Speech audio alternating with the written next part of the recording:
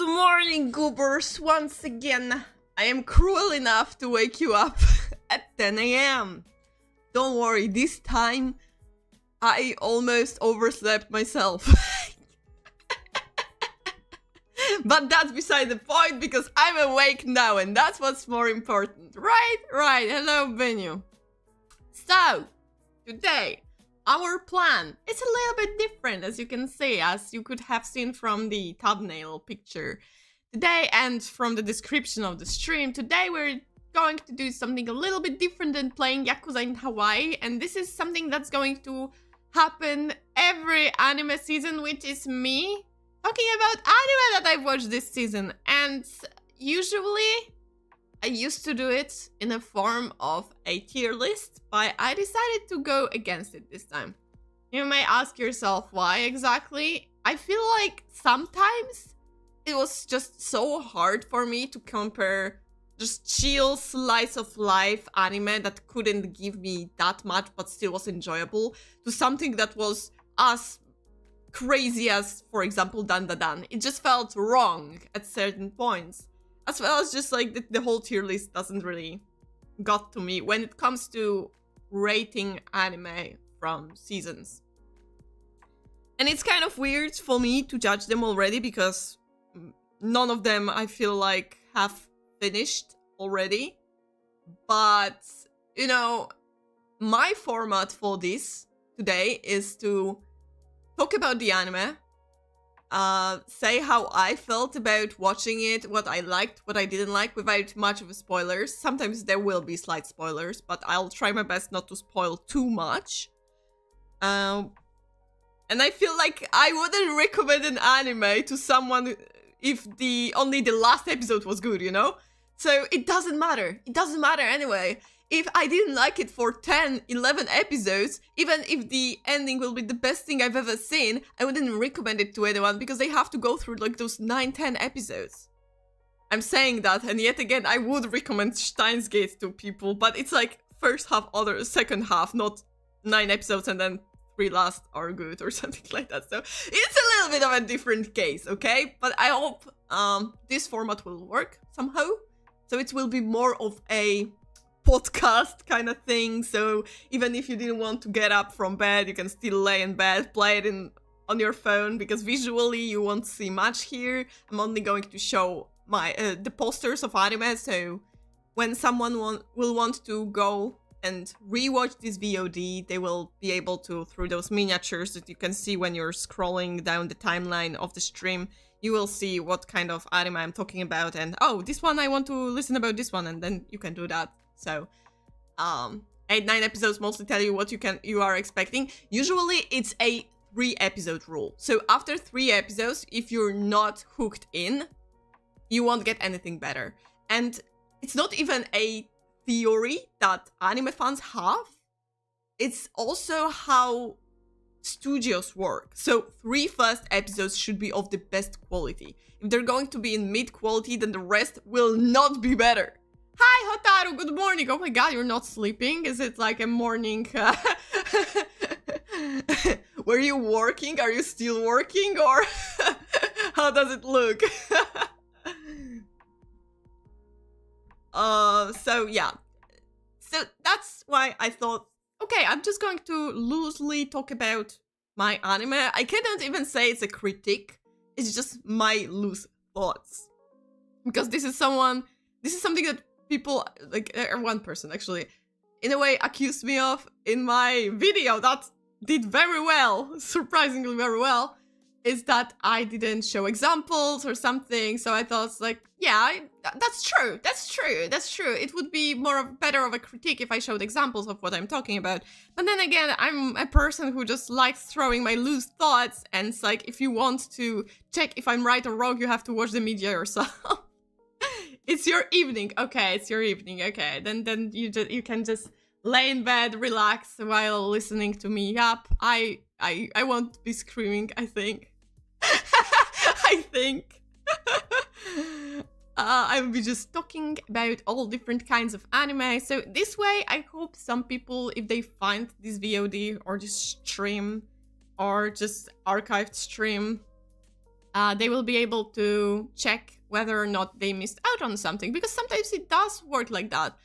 For example, back in last year, if someone did not watch Tengoku Daimakyo, I think they were missing out on a lot. That's why I am taking my time to watch so many series, so other people won't have to. Okay, I guess we can slowly start. Today's stream will be, as you can guess, a little bit shorter, because I doubt that it will take me 4 hours to talk about all the anime that I've watched, because I did not watch all the anime from the season. But, you know, it requires me to talk way more, although at the same time I read a lot while playing Pirate Yakuza in Hawaii, so maybe not, it's not that much of a difference, but I will not be trying to make it 4 hour long, just what I'm trying to say. Is there something that I was supposed to say before we start? Yes, so when it comes to why am I starting with this anime and followed by that anime, I just put it all chronologically from the date they were supposedly about to come out. It's hard this time and day because, I don't know, the stupid anime studios keep leaking out first episodes for God knows what reason. Who's doing that, I don't know, but how it was on my anime list chronologically from the ones that came out the first to the ones that came out last. Plus, at the end, I left anime that were coming out for longer than one season, so they started in previous season. Okay, I think we cleared everything out. Hello, Anoshiki. Hello. Disclaimer time. Oh, yeah. Disclaimer time. I should have played that shit. I have to... Okay, I'm going to read my disclaimer. Fuck, I don't have my disclaimer here. Wait, let me add it. I didn't think about it. Shit. I didn't think about it. No. Disclaimer. I'm going to use it. I just need to... find it. That's a good idea. That's actually a good idea. That's a good idea. It's here and here and here. Yeah. Okay. Disclaimer. If you're a special snowflake and you can't handle even the slightest criticism or negativity towards a piece of fictional media that will be presented in this video, just don't watch it. It's not a material for you. Thank you for your attention. Okay, we have the disclaimer done. Perfect. Now I'm safe. I'm safe and sound. And now we can start off talking about anime. Yay! Our favorite topic here. Okay. Here we go. Starting off with Zenshu. Yay. Starting off with Isekai. We're going out strong, guys. Naruto? I did not see Naruto. But I appreciate that you wrote One Piece correctly.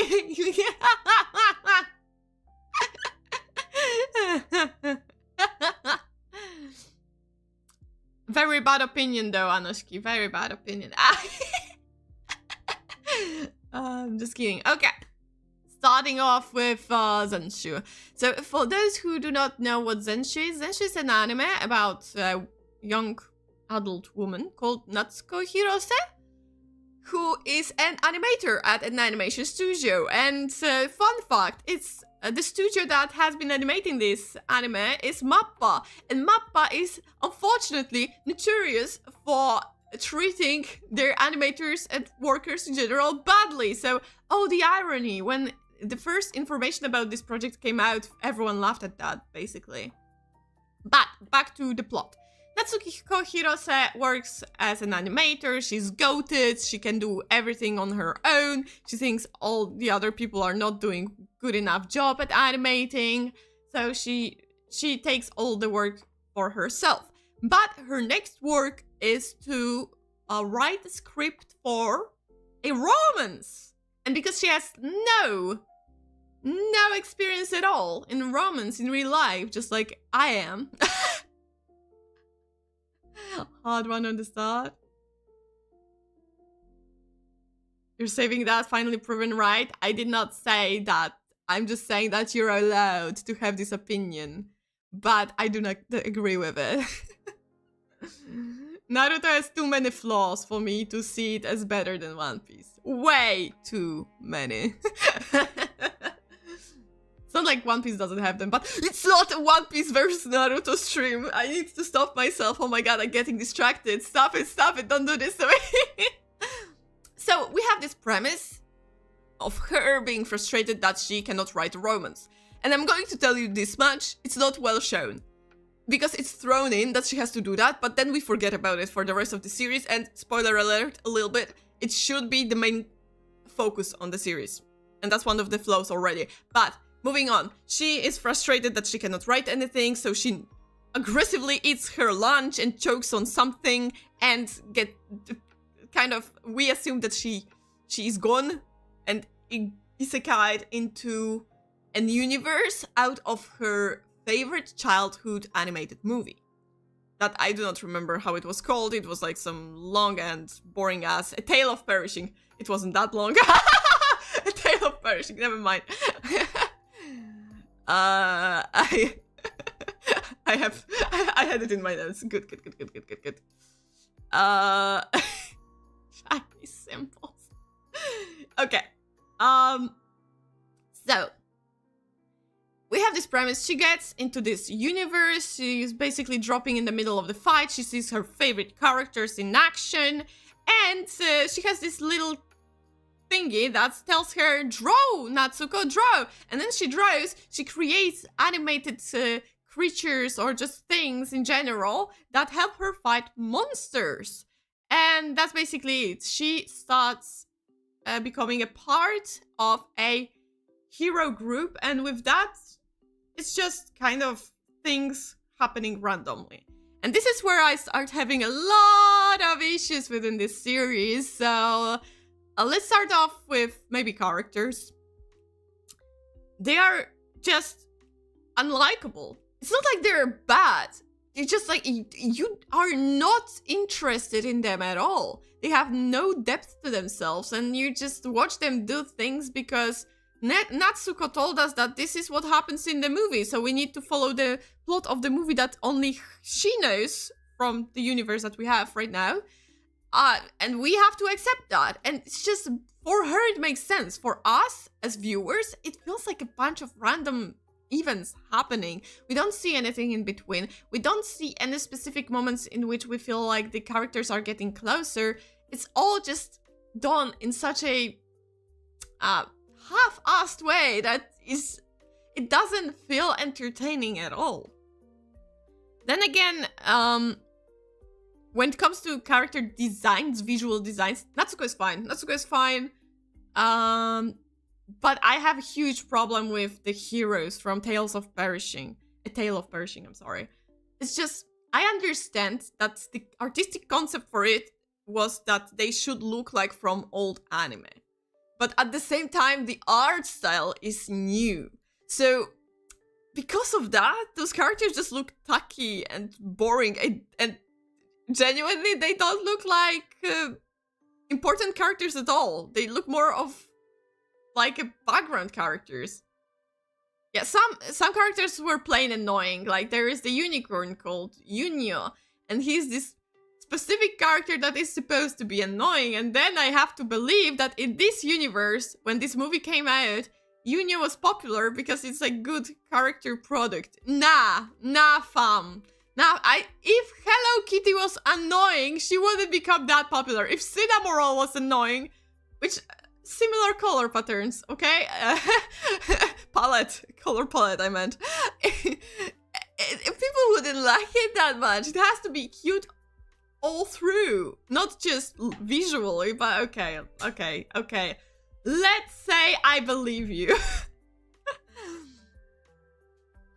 In general, it's just, you do not care what happens to those characters because you're not invested in their adventures. Because their adventures aren't even one big adventure. It's not like this kind of, smooth transition from one point to the other. It's just like every episode is different thing happening. It's just, I don't know, it feels weak. It feels boring. Nothing in particular is happening, and as I said before, as I mentioned previously, this story technically should be about Natsuko getting to know how it is to fall in love, how it is to be within the romance. And I feel like this is what the concept was, but for most episodes they forget about it. And then they bring them, like they start with it, they mention it, slightly mention it, then for most episodes you get nothing out of it. There is one great episode, and this is the only episode that I feel like is worth watching, about Natsuko, her past.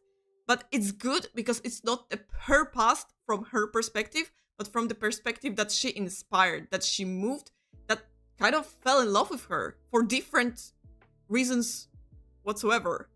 And this one was a good episode because it actually was a part of the premise of the show.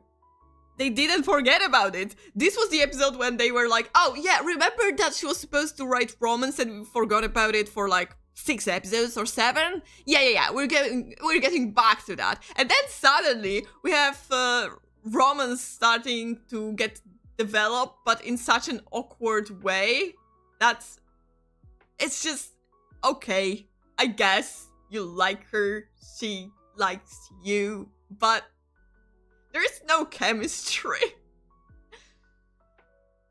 So I know, a lot of negatives. Is there any positive other than this one episode that was mostly about Natsuko's past? There is one. Animation is nice. And I guess that's it. That's about it. I cannot tell anything more positive about it. Boring isekai with 2, maybe 3 interesting episodes. Yeah, for me, it was only 1 interesting episode, but it's my personal opinion, okay? If I were to recommend it, can I even recommend it to anyone? Of course I can. Isekai fans probably love it and find it funny, so hey, good for them! I don't think anyone who watch all different kinds of genre and isn't fond of isekais in particular would enjoy themselves. I feel like there are so many different anime that are there. Even within isekais, I'm pretty sure you can find more interesting isekai than Zenshu. So, you know, if you are collecting all isekais on your anime list, then go for it. But other than that, it's neither funny nor intriguing. It's just, there's no strong point that would feel like you should watch this anime. That's why, for normies, I wouldn't recommend it. For people who watched a lot of anime, I wouldn't recommend it. For isekai fans, go for it, guys. Go for it. Grab that another trophy of yours. Put it next to Re:Zero season, whatever right now the season we are at. And be happy about it. Mappa gives a people will be visiting the studio and reminiscing on the tragedy a 100 years later vibe. They're still making Vinland Saga, right? No, Mappa's doing Vinland Saga. Wait. Was Mappa making... Wait. First season of Vinland Saga was made by which studio? Was the second one made by Mappa? Let me check. I don't want to lie to you. Oh, Vinland Saga. What it called? No. I'm a peaceful person. Was it by Mappa? Maybe it was. Yeah, it was. The second season was by Mappa. I don't know. We don't hear anything about third season. So for now, let's say that they're not still making Vinland Saga. Will they continue? I don't know. We have not heard anything about Vinland Saga third season. But it was like that with second season as well. It just came out. No, they announced it randomly. Since season 2, yeah, that's true. I had to check it. To not lie to anyone here. Okay, so that was about Zenshu. So we can move to next anime on our list that I've seen personally. And Zenshu has like last 2 episodes to come out, but I don't think anything could be fixed at this point. Maybe that I can still add. It's just, even if it ends in like some epic way, I feel like just because like I do not care about the characters, it won't have any heavy impact on me. If someone grew fond of the characters for some reason, I don't know what, but for some reason, maybe it will be better for them. I think for now I gave it like 6 out of 10 or even 5 out of 10. Let me check. Let me check how I rated it at this point. But have in mind that my ratings are very random. It just occasionally I go through my anime list and I change the ratings. So because I remember like, oh, it wasn't that good after a while, and I'm just lowering the score. 5 out of 10. I gave it 5 out of 10. Okay, I probably lowered it because it's an isekai. Okay, next anime is... Where's my... Here it is. Okitsura, or in full, because this is not a full... this is not a full title. Full title is 沖縄で好きになった子が方言すぎて辛すぎる. This time we're going for a slice of life comedy romance thingy. Okitsura, this is the title that I'm going to use because it's much shorter. It's about a guy called Teru who moved from Tokyo all the way to Okinawa. And if you do not know, Okinawa is a very different region from your central Tokyo. It's more like Japan's Hawaii, so people have an almost entirely different culture out there, and the accent, maybe not even the accent, it's just the dialect that they have is hard to understand, even for a Japanese person.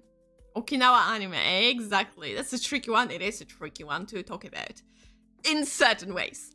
So we have Teru who comes in to Okinawa and he falls in love with a girl called Kyan-san. I do not even remember why exactly. I think it's just because, like, I'm going to make it simple and say because she was just cute. I think she was the one who talked to him during like entrance ceremony at school or something, and that was it. But then we have another girl, Higa-san, whom Teru saves her. I think he saved her hat from falling into the sea, and that was like such a manly action that she fell in love with him. You know, it doesn't matter. It doesn't matter, okay? But we have this pseudo love triangle where Teru is interested in Higa-san, but he does not understand her because of her heavy Okinawan accent. So Higa-san, who fell in love with Teru, is translating what Kyan-san is talking about because, first of all, she knows Okinawan dialect. She doesn't speak with it, but she knows it. And besides, Kyan-san is her best friend, childhood friend. So we have this kind of love triangle. Not exactly. I always wondered, I'm sorry, I'm going to get a little bit sidetracked, but they often call love triangle where they're like one girl and, or just boy, whatever, one, let's say with this example, one girl and 2 guys, and this is a love triangle. But for love triangle to be a triangle, the guy should like the other guy, right? And like the girl should like a guy, the guy should like a guy, and then the guy that the guy likes should like the girl. So in this case, it would work only if Kyan-san liked Higa-san. Which isn't that far-fetched of a thought, because I feel like their relationship between Higa and Kyan is the only way that I find Kyan-san likable. It's not like she's unlikable, but she's like very childish character. Kyan-san, wait. To explain, from the poster, Kyan-san is the one on the left. The one that's just kneeling with a can of beer. I don't know what it is. It's not a beer, I swear. The one that's tanned. And Higa-san is the one on the right, the blonde one. And behind her, there is our main guy, so we can see that how unimportant he is. And on the left, the girl who's probably singing karaoke is the best girl of the season. And back in the back, there is a guy in the glasses, and he's the best guy of the season. He's Kyan's brother. Good that the show is focusing on teasing Kana, it's cute, and of course the Gyaru friend is the best in this show, of course. Exactly. So, the story is basically non-existent. It's just Teru, I'm sorry, not Toru, Teru. I'm sorry. I'm writing a story and my protagonist is called Satoru and I write Toru occasionally, so... And the premise is similar, that's why I messed it up. But in general, this is kind of the anime that it doesn't have any heavy plot.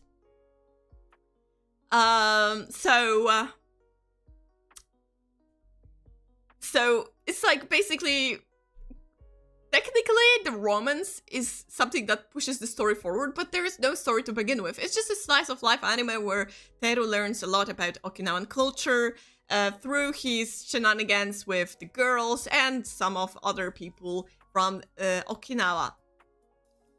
Kishimoto said the love triangle is enough if Naruto becomes Sakura's rival for chasing Sasuke. Actually called Naruto Sakura's rival.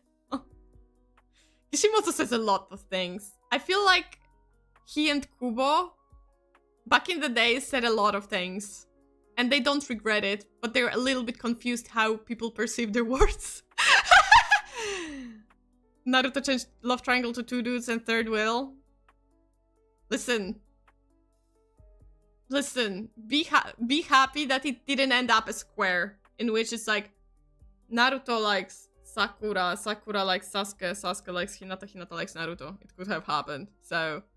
I'm going to give out this nightmarish concept of Naruto to you and won't let you sleep at night.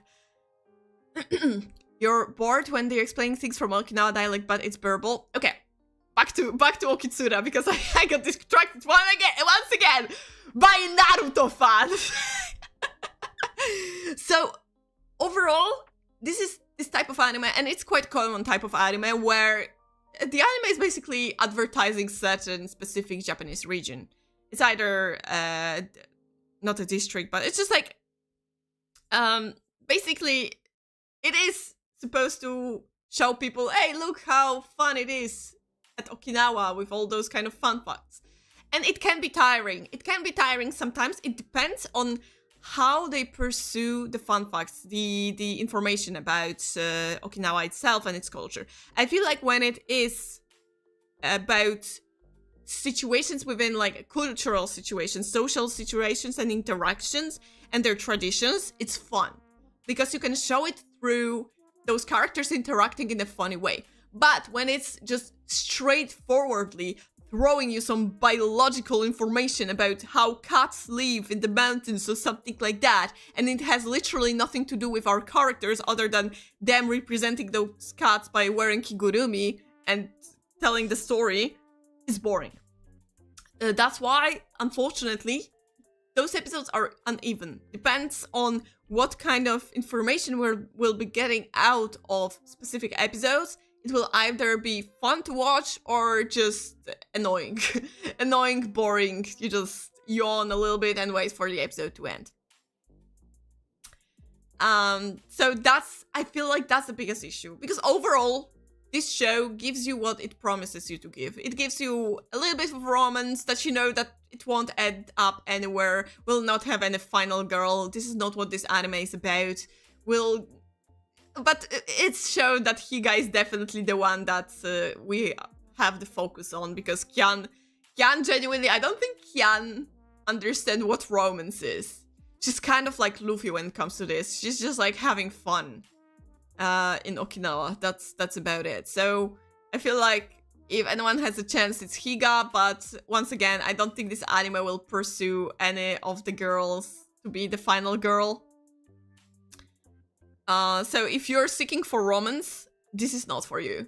I wouldn't recommend it for someone who looks for romance with happy ending and people getting together. No, it's an anime that I can recommend to people who like learning more about Japanese culture in different regions, but they don't want to read about it in books or just like straightforward facts, but they want to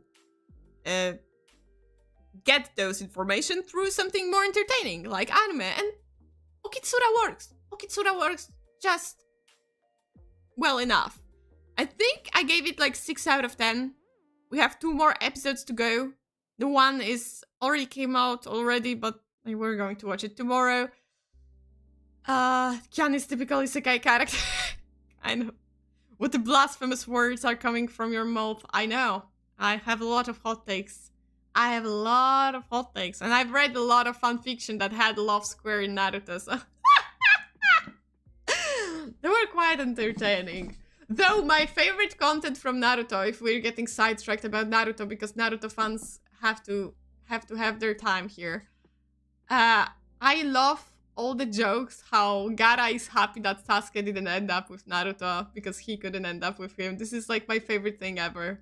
That's why I like Gaara so much. He's just so freaking funny. From the edgelords to the funniest character in Naruto, no cap. Okay, so in general, Okitsura, once again, for people who like to learn about Japanese culture in this peaceful, kind of a little bit funny way, it's for you. If you're seeking for romance, I wouldn't recommend that because once again, I doubt that we will have a final couple. If you're looking for comedy strictly, I think the anime is too filled with fun facts and just information about Okinawa that the jokes aren't as good as they could be. And you know, in anime itself, it's really hard to get the jokes right anyway, so the comedy coming from Japan is a very specific one. So yeah, I wouldn't recommend it though. It's like, if you missed out on this anime, I wouldn't say, hey, go and catch up, you have to watch it, I wouldn't say that, nah. It's canon. It is canon. It is canon. It is canon. Okay, so that's about Okitsura. From me, 6 out of 10. I enjoyed watching it, but some episodes were a little bit annoying to watch. That, full honest. That's why we're going to the third anime on the list, which is Medalist. Medalist. Fun fact about Medalist is that I wasn't supposed to watch it. And oh my god, am I glad that I actually watched it!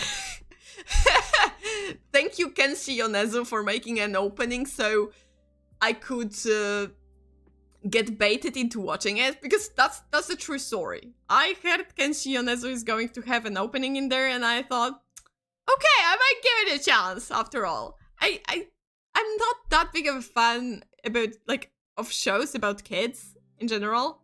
Yes, those are kids. Those are kids, because the story is the story of Medalist goes around Inori, who wants to become an Olympic figure skater. Yes, it's anime of the season for you. I have to agree. I think Medalist is the anime of the season. And I did not expect to like it as much as I do. But I genuinely, I am so invested in this anime that I'm definitely going to grab manga once it ends. So let me tell you how exactly it goes. We have two main characters. Tsukasa, who is the adult figure here, and Inori, who is a child who wants to figure skate. And at the beginning, Tsukasa is our ex-retired already, that was like dance skating. I think it's called dance skating. You know, it's like, it's not figure skating, it's dancing in pairs while skating. So he did that, but he had to retire. He personally started his journey with skating very late, considering how most people start skating when they want to go professional. They start skating at primary school or even earlier. He was a very late bloomer, let's say, and got into it either in middle school or even high school. I think it was middle school. So now he's only being kind of like a person in ice ring, kind of trying to become a coach. And that's how he meets Inori, who is technically quite illegally on the ice ring, because she has a deal with an old man on the reception that she brings him worms for a bait to go fishing. And he lets her in without having her to pay for the entrance. But Tsukasa sees a lot of potential in her, athletic potential, so he asks her if she wants to skate, and she actually wants to, but her mother is against it. So with that, their story starts of how Inori slowly wants to become not only just skate, but actually become an Olympic skater, figure skater. I think it's quite important to say. And then she also meets a girl called Hikaru, who is basically a prodigy. She was born to skate. And by meeting her, she feels like she wants to skate by her side and just be as good as her, if not better. She wants to beat her. That's why they start this kind of like competition, trying to reach towards the prodigies with their skills that they both of them have as a trainer and as a skater. And in general, you may think, oh, it's your classic sports anime kind of thing. I don't think it is this typical for sports anime. First of all, in this series, I feel like there's much more focus put onto feelings of characters rather than the entire sport. Don't get me wrong, the sport is always they talk about the issues with trainings, how they can make it better, how can she learn faster, etc. It's all there. But I feel like the main focus is how much of a struggle it is for underdogs, for someone who starts later than anyone else, how different kinds of struggles those kind of sportsmen and sportswomen have when they start a little bit too late and they try to catch up to those who were born to do what they do. And above that, you still have those personal relationships between characters, how they compete against each other, but they still like each other and they still want to be the best. And because those are kids, I feel like it's way more heartbreaking. And that's a thing that I was surprised how well it's done, how well kids are written. They don't feel like adults, because very so often in anime, you feel like the characters that are supposed to be kids aren't very kid-like. They're just like acting more like an adult, because usually they are main characters, so they have to be more likable and less bratty.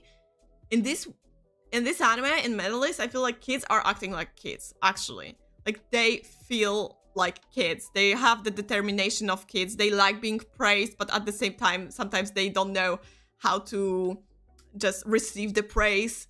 They can be frustrating, they can be stubborn, and I love it about that because it feels so natural that I just like, I cannot not like those characters. I don't think there was a single character that made me annoyed. And mind you, there are a bunch of kids when kids are very so often quite annoying, and it's not like those kids aren't bratty here and there, they kind of are, but it's just like they're bratty in a way that you're not annoyed by them, that you kind of understand why they're acting the way they act, because they want to achieve something and they do not understand adults' perspectives either. So for adults, for adult characters, it's also a struggle to find this middle ground with those kids.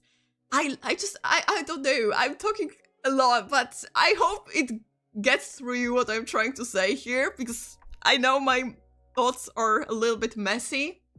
But to say it's like an anime without any flaws would be a lie. One of the flaws that I felt like were at the beginning that made me unsure whether or not I want to continue watching it is how basically the first struggle from Inori was handled with her mother. Because at first, when we meet her mother, it feels like her mother is very much against it, and it's just like a taboo to even talk about skating. But then everything gets resolved in such a light-hearted way that it feels like, oh, it wasn't an issue to begin with, really. Which was a little bit off-putting and strange for me. I could understand it if it was presented a little bit better, because I could understand if we were seeing all of the things through Inori's perspective. From a child's perspective, when your parent tells you, don't do it, I'm going to be disappointed in you, of course you're scared. You're terrified as a kid to disappoint or to make your parent angry. That's why I understand from her perspective, it could have looked much more drastic than it was in reality. But I feel like her mother figure was such a character. She was very weirdly written for me, but it doesn't matter later on, so it's like first 2-3 episodes of this kind of weird way of writing a character, and then you just move forward with the story and everything is fine and cool.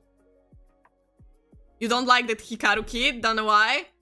I feel like Hikaru can be disliked because we don't know her well. Because we have not yet seen her enough. I feel like there's going to be a lot of darkness coming from the kid prodigy, because once again, this is a kid with entirely different kind of issues.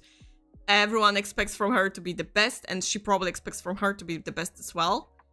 And she probably is frustrated that she cannot hold on to any relationship because... This is just my guesses. I have not yet read the manga, and in anime we barely see her. I feel like her character will be developed in ways that she'll just, in the end, be this kind of a lonely kid who's trying to have someone next to her, but at the same time feels guilty about it because she knows that no one can be as good as her, no one can catch up to her, so people give up, and in the end she's meant to be alone, successful but alone, or something like that. I think she's a mirror image of her unofficial coach, the one that is a rival for our protagonist, Tsukasa. Is it just as wholesome as great teacher Onizuka? Tsukasa does not want to date high schoolers, so I would say it's more wholesome. He's pure, okay? Tsukasa is pure. He's basically adopted Inori. He's adopting the kids. And I think that's an important part of this anime. It's just, I don't think you can dislike Tsukasa and Inori.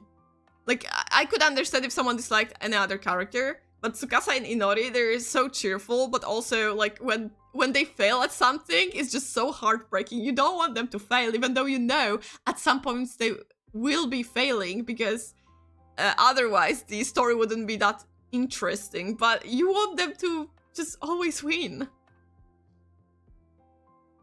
Maybe it's because she's in a black outfit, she ain't shows emotion so far, she feels so full of herself right now.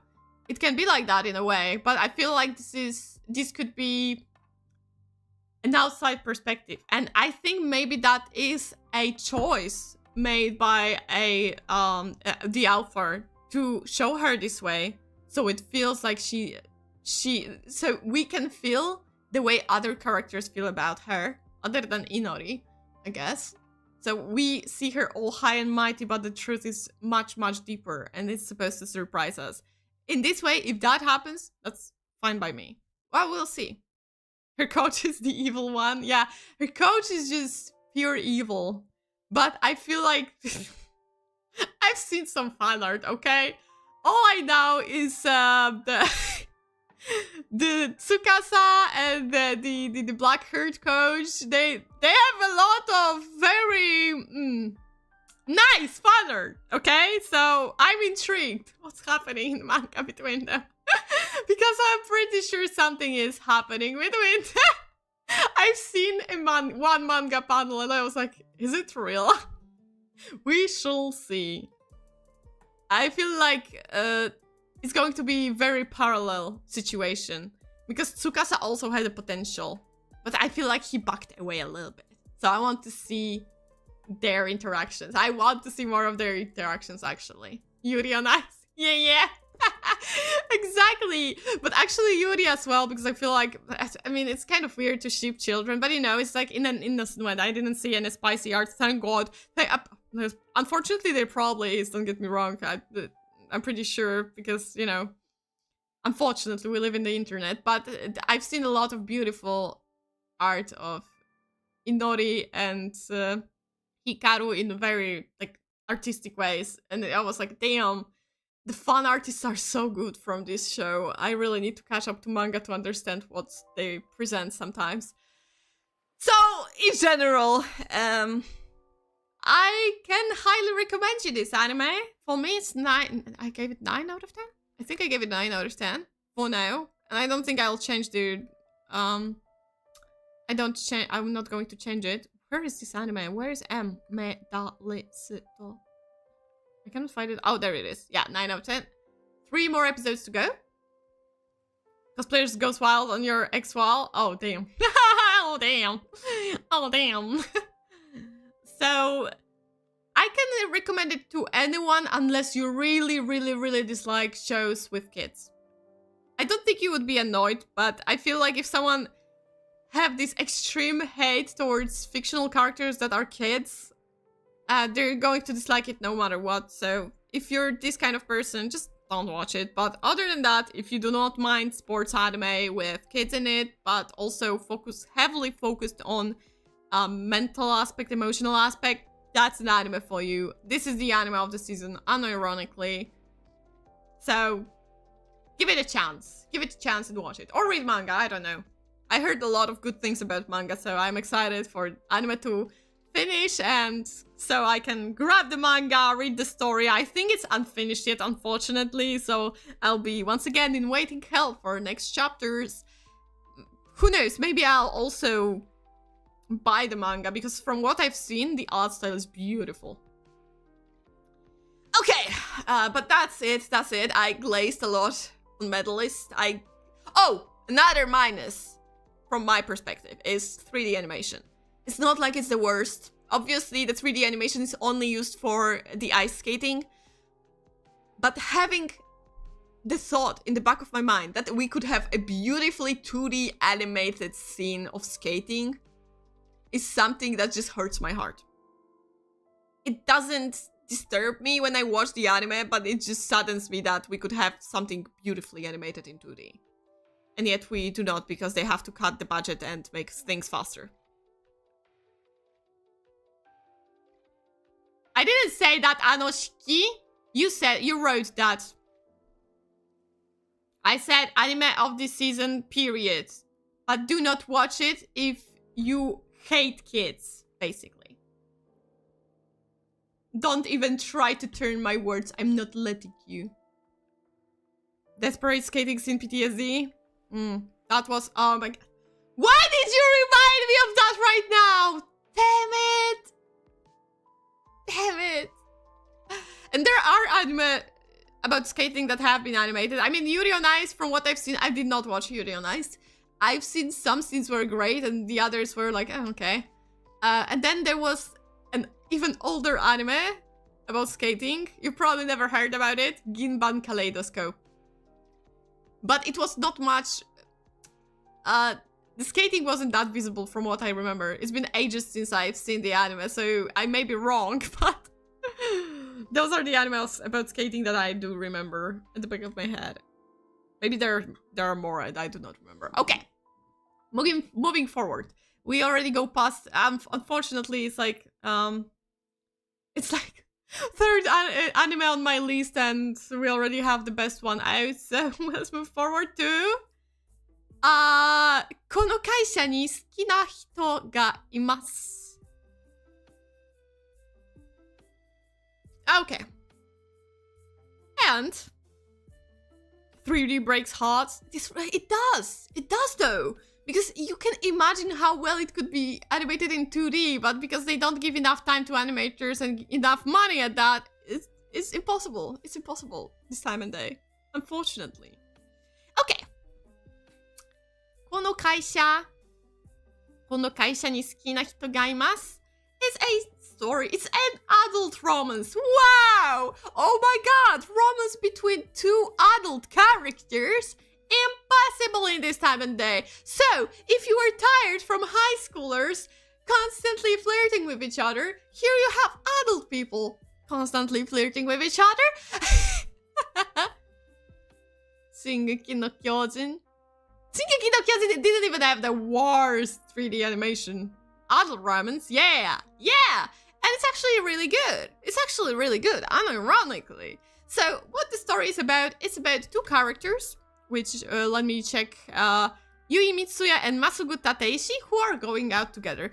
But because they work in the same company, in different departments, from what I remember, Tateishi works for financials, and Yui works for marketing, or something like that. They decided not to be public about it, to just, you know, keep this healthy work-life balance or whatever. And just enjoy their romance time outside of the company. But of course, there are situations where some people are close to catching them in certain situations.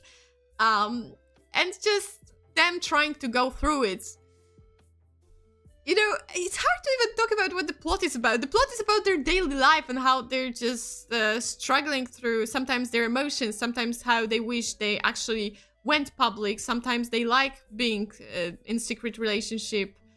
It's just like their daily life struggles. Sometimes it's about their work, how their coconut cookies aren't selling well enough, or that the guy is stressed out by his lack of knowledge about financials, so he has to take tests or something like that. Just random things. Then they go to the parties, you know, drinking with their co-workers, going together to a baseball match, those kind of situations. Just a peaceful show. And then we also have another couple that you can see in the poster above our main couple, which is actually a pretty nice addition to the entire story, because sometimes we see our main characters, sometimes from perspective of Yui, sometimes from perspective of Tateshi, and then we have breaks in between to see another love story slowly, gradually growing in the background. Beside that, we have other characters, not that important. They are on the bottom of the poster. The one on the left in glasses, she just likes sweets and she's like having an Instagram about sweets, and the girls on the right, they don't matter. They don't matter, they're just a crowd. All the story are so wholesome and characters actually are very likable, but for you, side story was more interesting than the main one. It very so often happens that the side romance is more interesting. It's not the first time that happens to me. I mean, in this case, I feel like it's just more the side romance is more interesting because they are not together yet, so they're growing to like each other and accepting their feelings, while we already are set in stone with our main couple, so we don't have to worry much about them. Anything to cry about it in there? So far, no. I know we love the anime with drama in it. I don't think there is going to be one. We have like only 2 episodes left, so hard doubt that they're going to make a tear-jerking episode at any point in last 2 episodes. I may be wrong, I don't know, but it's not... I don't think it's an anime that tries to bring out some, you know, extreme jealousy that ends up with misunderstanding, and we go with this annoying trope of, oh, she kissed him, but actually he didn't want to kiss her and she forced her on himself, but I don't want to listen to him, so I do not believe him, but then everything gets... all sorted out and we're together again. It's just, no, those kind of tropes, I don't think they're going to happen here, thank God. Good romance requires blood and tears, and no, exactly. This is slice of life romance. It's just like realistic romance in a way that you just like, you know, sometimes people have good relationships and they don't have any issues. No one is dying out of cancer, okay? Not every couple has someone dying from cancer, Anoshiki. Or no, I'm sorry. In anime, it's like always freaking coma. It's always about the coma. No one is in coma here, okay? Yeah, this is simple romance with cute moments and quite likable characters. Once again, I don't think there was like any character that I found unlikable. It's not like I'm extremely fond of those characters, but I think they're nice. I think they're cute. Nothing special. I'll probably forget about this anime in a few months, and when I'll be going through my anime list and see this one, I would be like, oh, this one was kind of nice, and nothing more than that. So I can recommend it to anyone who wants to have like light-hearted romance anime that is not in high school or middle school even, and just, you know, enjoy it. It's like, I feel like it's like a perfect anime you can watch while you're eating dinner or something, but mind you, there are scenes where they, you know, as adults, they go to bed together. And although there's not anything 18 plus, if you want to watch it with your parents while you're eating dinner, and this kind of scene happens, it can be a little bit awkward. So mind you.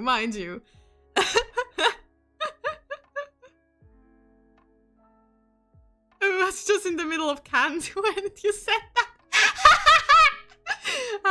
You see. Listen, Anushki, I have watched plenty of anime. Plenty of them had something very dramatic and drastic happening. So I know it. No, it's in high school lovers dying. What a shame. I can recommend it. I can recommend it. Though, if I were to say, oh, are you missing out on this one if you did not watch it this season? Not really. But if you're thirsty for some light-hearted romance, there it is. There it is. I know recently we do not have that many romances. Good romances. At that. I feel like everything has been taken away by isekai. Mainly isekai. When there is romance, it is with villainous. Always freaking villainous. So, it's a nice thing to see that we still have some variety here and there. If you want someone dying, you can watch Zenshu. That's true, that's true. But I promise you, you won't care about those deaths. Okay, so moving forward with this one, going to 5th position, which is okay, I'm going to another romance. I'm going to try and say as little of spoilers as possible because it's the 2nd season. Is it the only 2nd season that I have in this list? Probably. High possibility. Yes. No. Let me check. I think it is the only sequel. Yeah, this is the only sequel. So if you didn't see the 1st season, Watashi no Shiawase na Kekkon, which is translated in English and is more popular title, My Happy Marriage, is one of those anime you can watch on Netflix. You don't know this one, so bear with it along. Don't worry about it. I can do it. And technically, I wasn't supposed to watch the 2nd season. My top 10 X anime when? I don't know. Maybe once I have the feeling to do that, I'll do that. It's going to be hard though. I'm very nasty about the anime that I like. It's just hard for me to choose. But we'll see. So, My Happy Marriage is actually, it became quite popular, surprisingly. I didn't know it would become so popular after 1st season. A lot of people really liked it.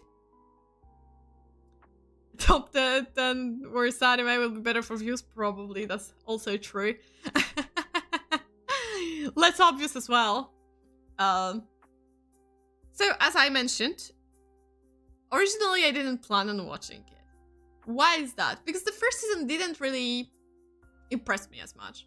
It wasn't the worst. I liked a lot of elements, but there were also a lot of elements that quite annoyed me. And it was like the repetition of the mistakes made by characters. I felt like, oh, we went through that already. Why are we repeating the same mistakes again? And you can argue that it's because of the trauma that our main character Mio has. Because the story in general is about Mio, who is getting engaged to Kudo Kiyoka, who apparently is like ice cold guy, not ice cold K. Do not mistake that. We're going to talk about it later on. He's just ice cold and bothered and just apparently mean to all the women that tries to marry him. But Mia is this very pushover kind of character at the beginning. She tries to be kind to everyone. At certain points, she's almost way too perfect, and I feel like it is a slight flaw, though it is in a way redeemable because her trying to be always selfless, always a people pleaser is kind of a flaw in her, so I can accept that this way. But so they end up being together, and then there are some things happening with Mio. Apparently, she's not that normal of a girl as she thought she was. And slowly they fall in love because she accepts him, he accepts her, etc, etc. She has a bad backstory because no one loved her in her household because she was the first daughter of the first marriage, but her mother died, and then her father had another woman, and she had a daughter, and everyone loves that daughter and not her, etc, etc. You know, this kind of a Cinderella story in a way, but in a little bit of a different setup with some plot twists. And the 2nd season focuses more on Mio's past, Mio's special abilities, because you need to know that this is also a supernatural show. No, don't. I cannot say it's the worst anime though, because I did not watch it. I did not watch it. I'm safe. So, the 2nd season focuses more on Mio and how she tries to learn more about her powers, and there is a brand new antagonist who is deeply connected with her mother that passed away a long time ago. And in general, it's just, for some reason, while the 1st season was quite entertaining to watch, the 2nd one feels a little bit boring. I like the part when they went to Kiyoka's family household, so she could meet his family. I mean, she already knew his sister, but she didn't know his mother and father, so that happens. But then later on, it's just all about protecting her, and at some point, it just feels a little bit boring. There is technical love rival that appears, but it's so half-baked that it's just, oh, I loved him, but you're so good for him, so I already gave up, and I do not deserve to be your friend. This character that I kind of described right now, or pretended to be, is Kaoruko, and she's probably the worst written character in the series.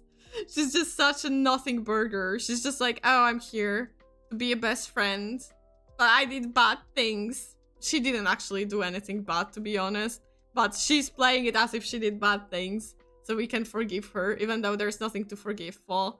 It's just, I don't know. I feel like it ruined it a little bit for me. I keep on watching it, but I cannot say that I'm that entertained by it at all. I think the first season I gave...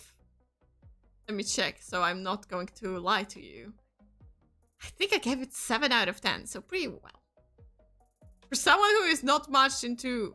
Fuck, this is a OVA. I did not watch OVA, I didn't care for it. Yeah, I gave it 7 out of 10, so it's good. This one I gave 6 out of 10, because it's just not that entertaining to watch anymore. So if you are considering watching it further, I'm going to tell you, you're going to get some romantic moments, don't get me wrong. There is some progress within their relationship.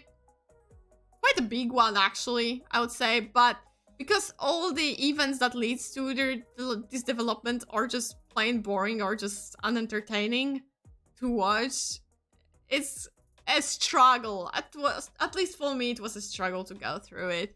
So if you really like the first season, you're probably going to like this one as well. If you're not as pretentious as I am, you'll probably like it. But personally, if you had any kind of, I don't know, if you felt just like me after first season, you thought it's fine, but you didn't think anything more about it, maybe don't watch the second season. You can go on and find better romance anime to watch in this time. Hopefully. I know it's hard these days to get a good romance. I think it would be better if it didn't have this fantasy aspect and focused on, I don't know, different elements, but, well, here we are. Here we are. I don't even know what to say more. It's hard to talk about it without spoiling anything, especially when it's a second season already, but again, I can recommend it to people who loved first season. They're probably going to enjoy having more content from the series. But if anyone had any doubts after first season that they didn't really feel that entertained by the first season, second season won't entertain you more. It won't get better. Okay, so moving forward so we can go and be halfway there, because I have 12 positions on the list. You got caught like that several times when you thought it would be better? Yes, it's a common thing. That's why I wanted to warn everyone. It's like, you know, sometimes second seasons are not worth it. And now we're going to another romance anime. More comedy than romance, to be honest. It's Kuroi wa medaka ni watashi no kawaii ga tsujinai. So, remember when I said, oh, finally, a romance not in high school. We're back in high school, guys. We're back in high school. We're back to our school day romance. Yay! I hope you're happy, guys. So, the story is about a girl called Mona Kawaii. Yes, and ironically, her last name is Kawaii, and she's extremely kawaii / cute. And everyone loves her. Girls, boys, she's just this cute. But then there comes a new guy who is called Bedaka.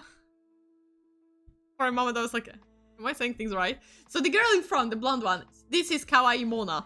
And Kuroi wa Medaka is the guy who is on the right, out there. And he is actually training to be a monk. Therefore, he does not want to associate himself with women. Because he needs to stay pure and a virgin. to become a monk in the mountains. But bold and all of that. Fights ReZero on your animal hits.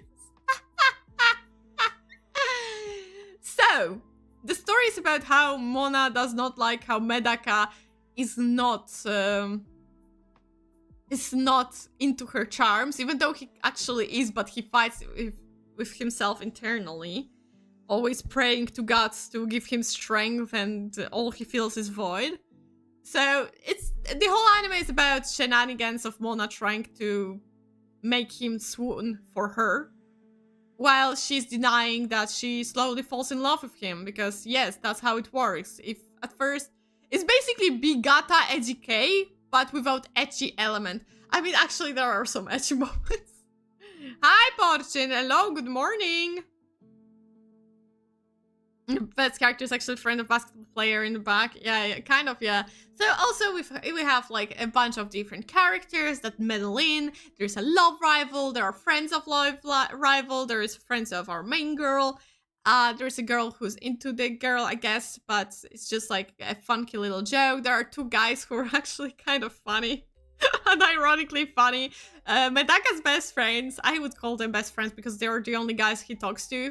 They're ironically funny, and what the voice actors are doing out there is just pure perfection. But other than that, I remember reading manga, and I swear I remember it differently. Don't get me wrong, the first chapters I remember exactly the same, but I felt like there were different things happening later on, so my memory is very blurry in here.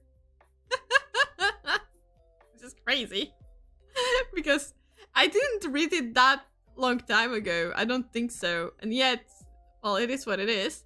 So in general, what more can I say? I basically told you the entire story. So basically, you know, she's chasing after the guy who is interested in her, but he doesn't look interested. So she thinks he's not interested, and she wants him to be interested.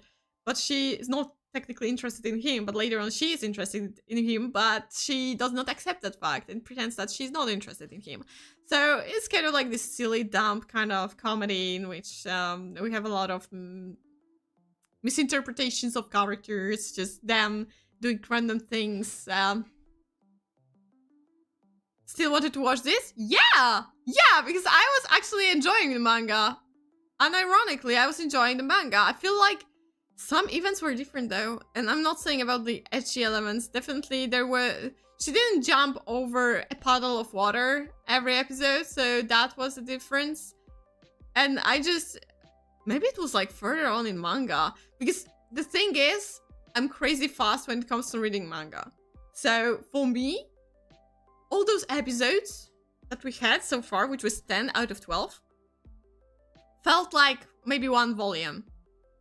And it was not one volume for sure. And for me, one volume is like, I don't know, 15 minutes of reading at most. So for me, it was like, okay, we're going further and further. And I think I liked how it progressed further on.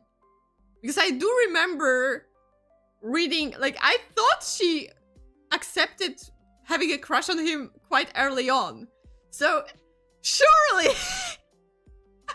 I have read more than it has been shown in anime, and probably because of that, because the pacing in anime is different than in manga when you read it on your own at your own pace. I actually find it more enjoyable than watching anime.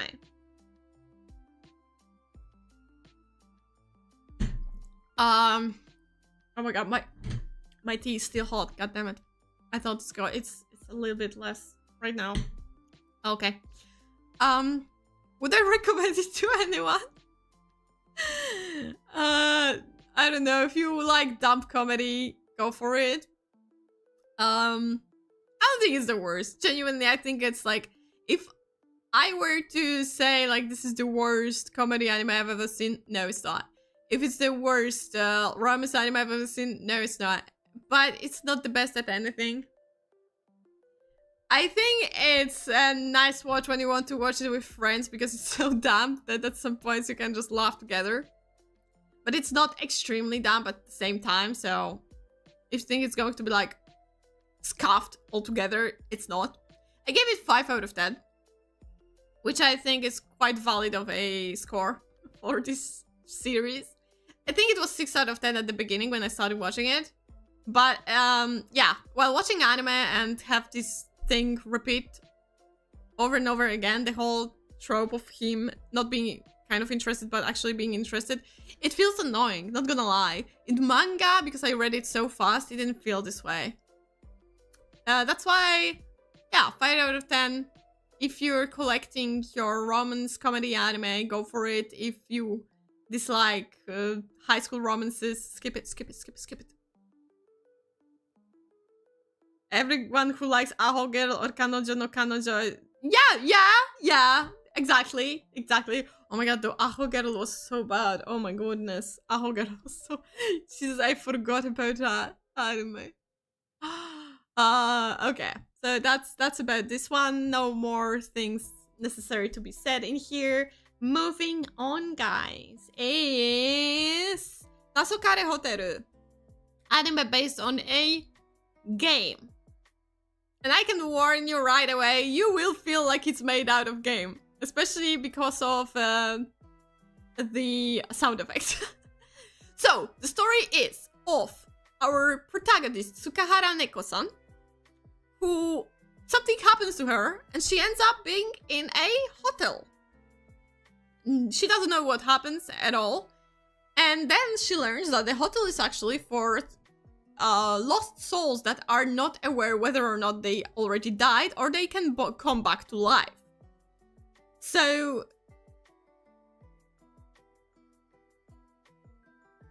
you watched it with Horon and he went insane on this show? I can only imagine.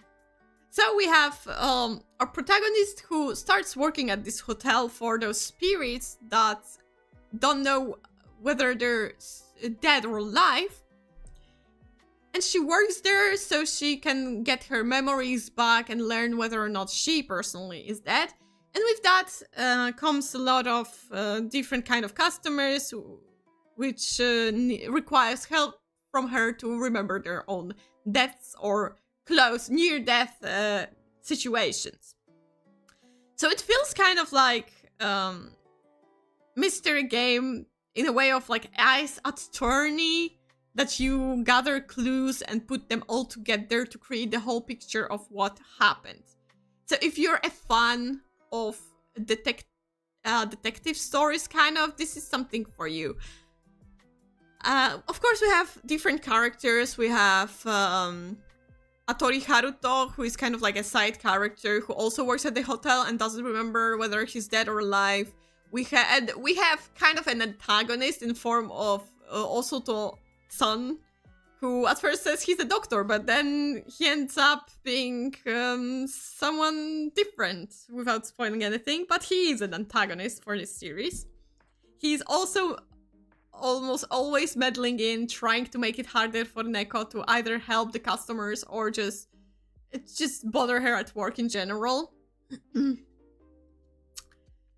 So what more can I say about it? I'm thinking what else should be said. So basically it is, as I mentioned before, a detective kind of story, but without a technical detective in it. You're just looking for the clues, and while the main premise of it is for Neko to get back her memories, there are other characters that have to be helped before she can get her own memories back. Will it be finished in 12 episodes? There is a possibility, especially after like 10th episode. What I think is good about this anime is, I would say characters are quite likable. There's not a character that annoys me in a way. I really like Neko. I think she's quite silly, but not like this annoyingly silly, because she's a fan of idols. It could have went a very annoying route, and yet it's not. She's just occasionally mentioning that, so we remember that it's a part of her personality.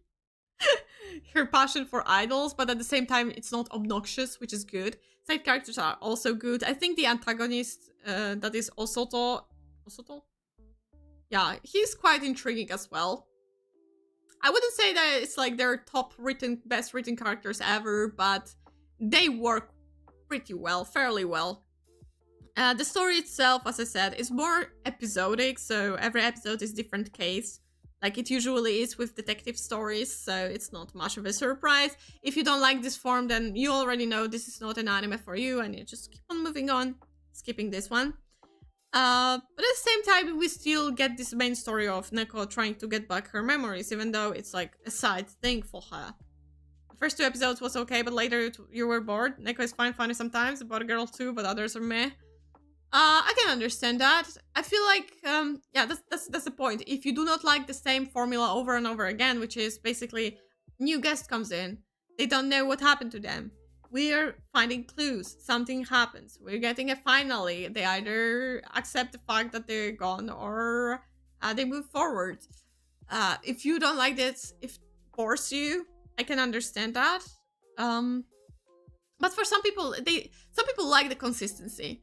And if you're like this kind of like consistent formula of anime episodes, that this is something for you. I'm intrigued about the ending, not gonna lie. I want to see where it goes, how it ends. If it's going to end, once again, I hope it will end. So in general, the minus is that you see that the formula can be a minus for someone. A disadvantage of this anime show, as well as uneven episodes. Sometimes the cases were more interesting, sometimes less interesting. Some characters that they tried to help were annoying, the others were not as much. There were moments where it was like a very drastic finale, which there was like this one episode that was extremely drastic. I think it was like at the beginning, it was like 4th or 5th episodes or so. But then again, we go back to those kind of like, oh, I wanted to be a, I don't know, let's say an actress, but it didn't work out, and now I'm sad, but it's already too late because I passed away. These kind of things are quite boring, unfortunately. I feel like it could have been much more interesting if they thought better about the cases, how it will work out. But then again, it's a game. In a game, they have to lower the level of how to say it. It's just, it cannot be overly complicated or the people who play the game will not understand what's going on, so they have to make it simple enough. And when you put it to anime, in which you don't have to solve anything on your own, it can get boring. It's the same case with Ace Attorney anime. It's just like, I played the game, I watched the anime, and I was like, you know what?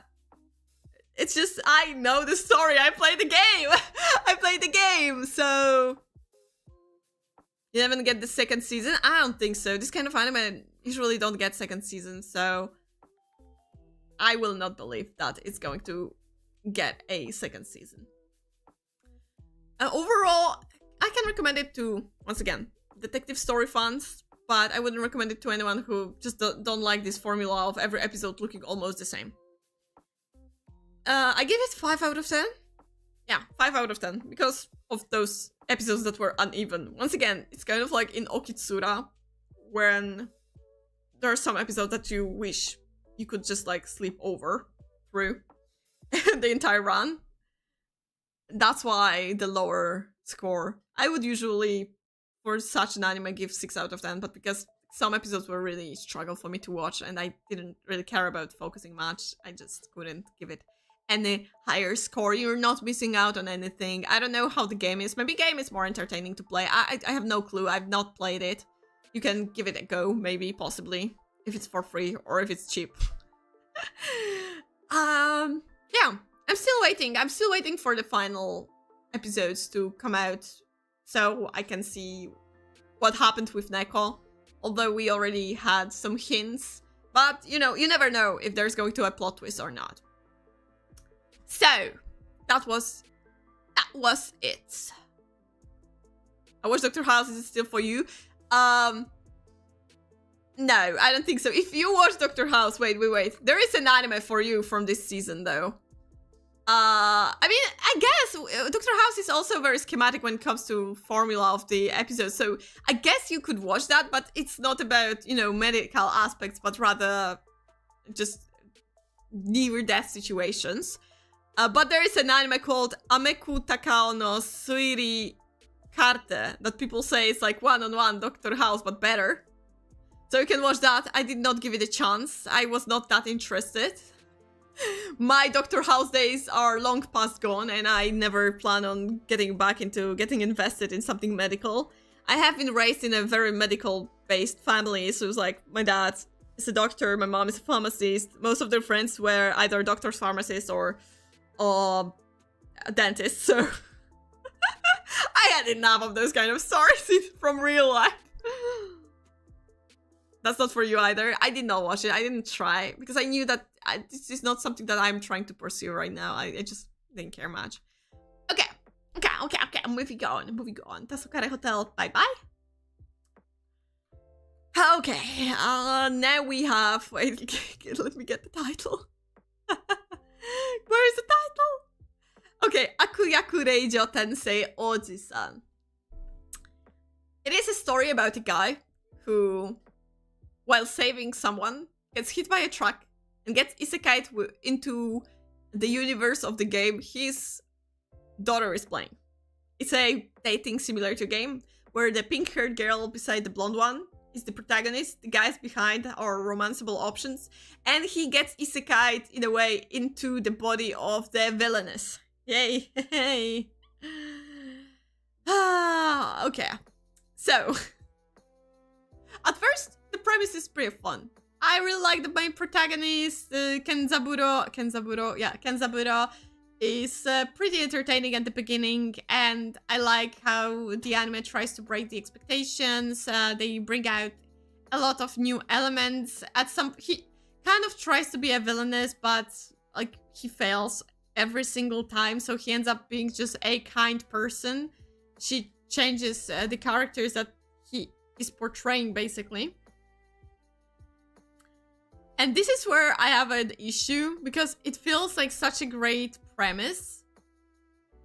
It feels like a great premise, like, you know, how he changes her. And I think it was slightly already hinted within anime that the changes that he's implementing on the character that he borrows the body from gets affected by the change.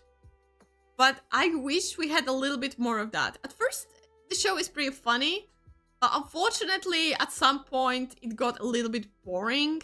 And when we started getting scenes from the perspective of his daughter and wife, who, in a way, that's a little bit of a spoiler, they are watching his adventure happening in real life.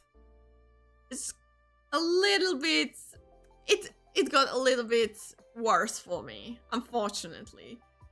I think the characters themselves aren't that bad, but they aren't that special either. Other than our protagonists, none of them feel in any way special or the way that I would want to see them more.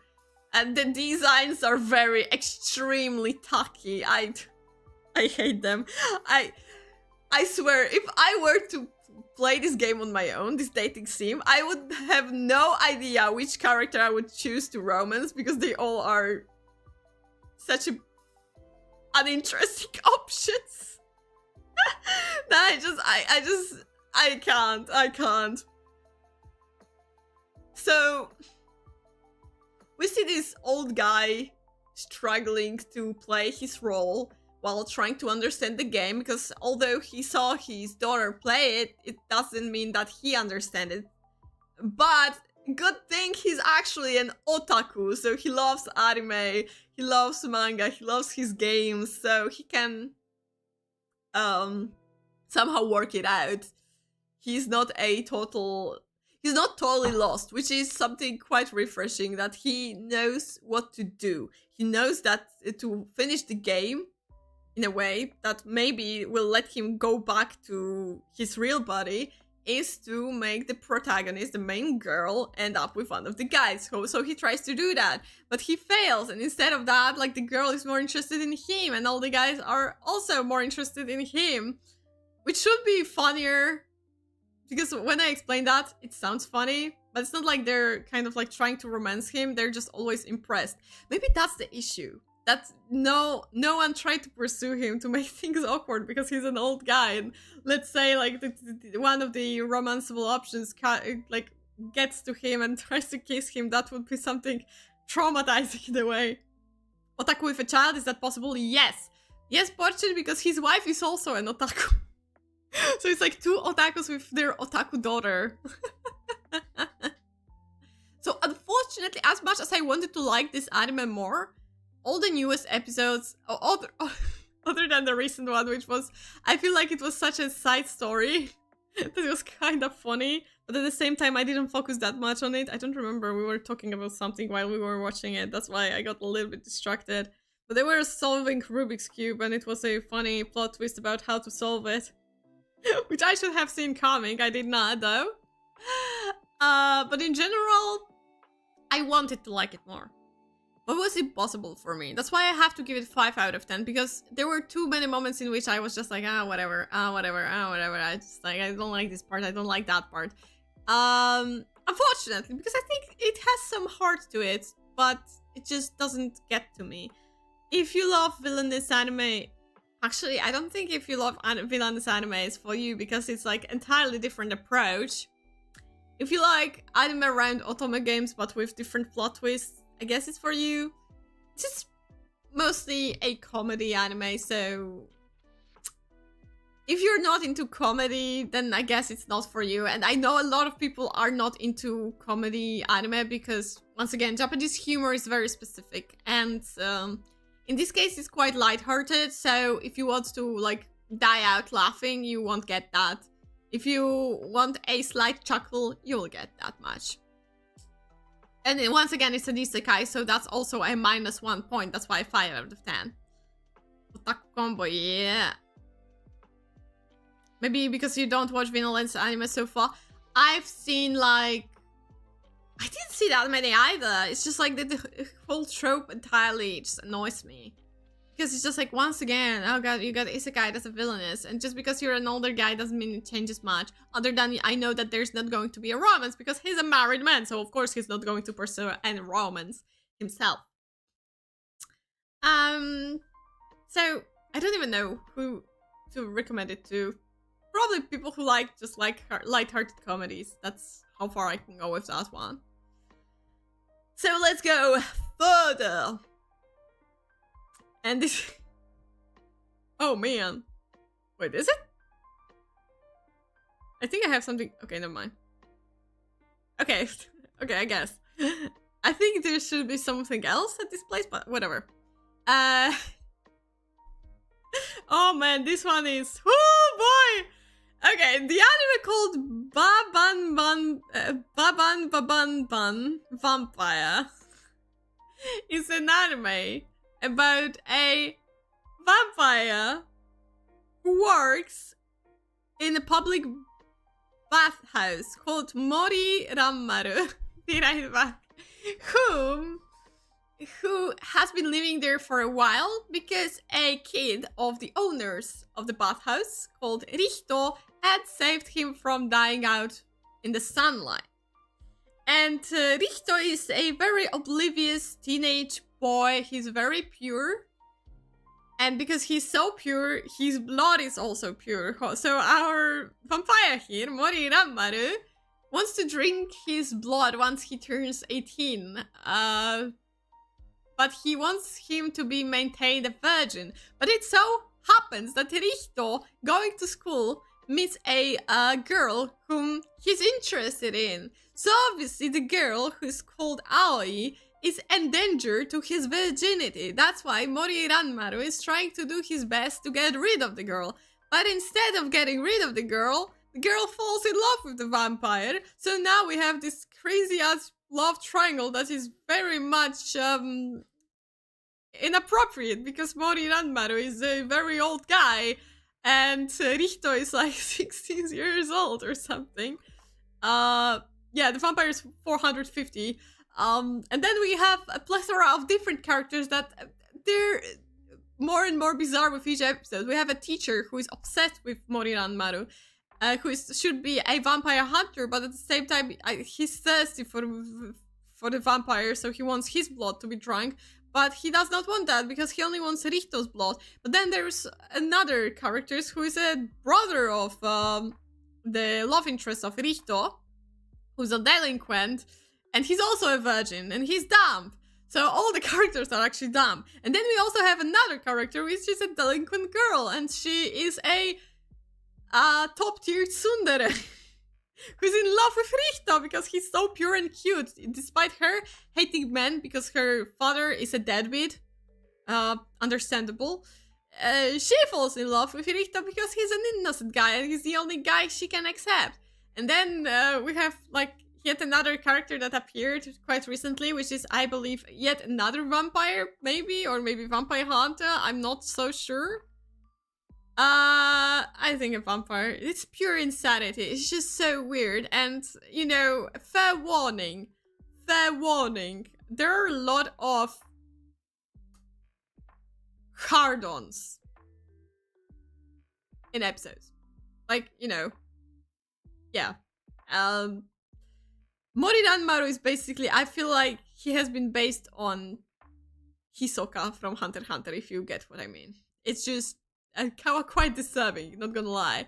So, watching this anime is watching it's like watching a car crash. It's bad. You know it's bad. But you cannot avert your eyes. It's just automatically your head is turning this direction. And I don't know. I keep on watching it. I know it's bad. It's just crazy insane.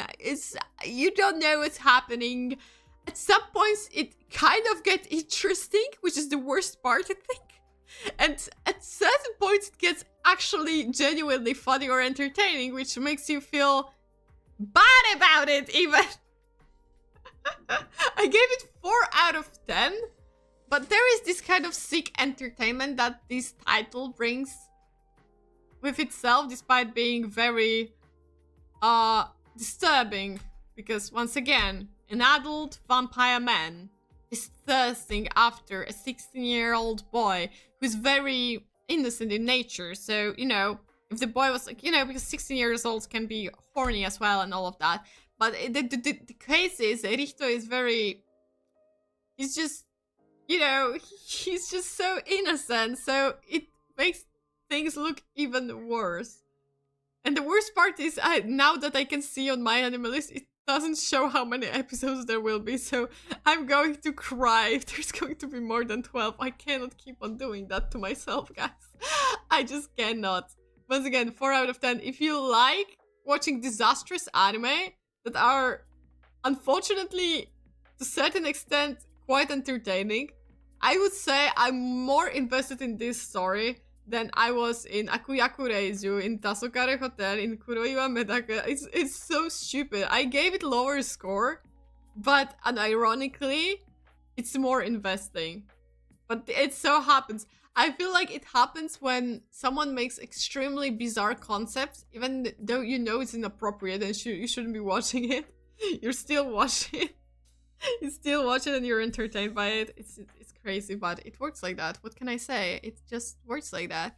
So, would I recommend it? I would recommend it only to people like me who are just insane to watch something like that. Normies, stay away, because it's a miracle that no one is canceling this show. You know, because very so often a show gets popular and it's you know, overly sexualizing this and that, blah blah blah blah blah. People are being stupid about fiction because they cannot see the difference between fiction and reality, but that's the topic for another day, another stream or whatever. If you like when anime is crossing the barriers of good taste, this anime is for you. Hello, Poet, and hi! This anime is for you. Otherwise, stay away, you'll be traumatized. If you don't want to watch a 450-year-old get a hard-on because of a 16-year-old boy, stay away! Stay away from this anime. Don't do it to yourself. Let dumb people like me watch those kind of series, okay?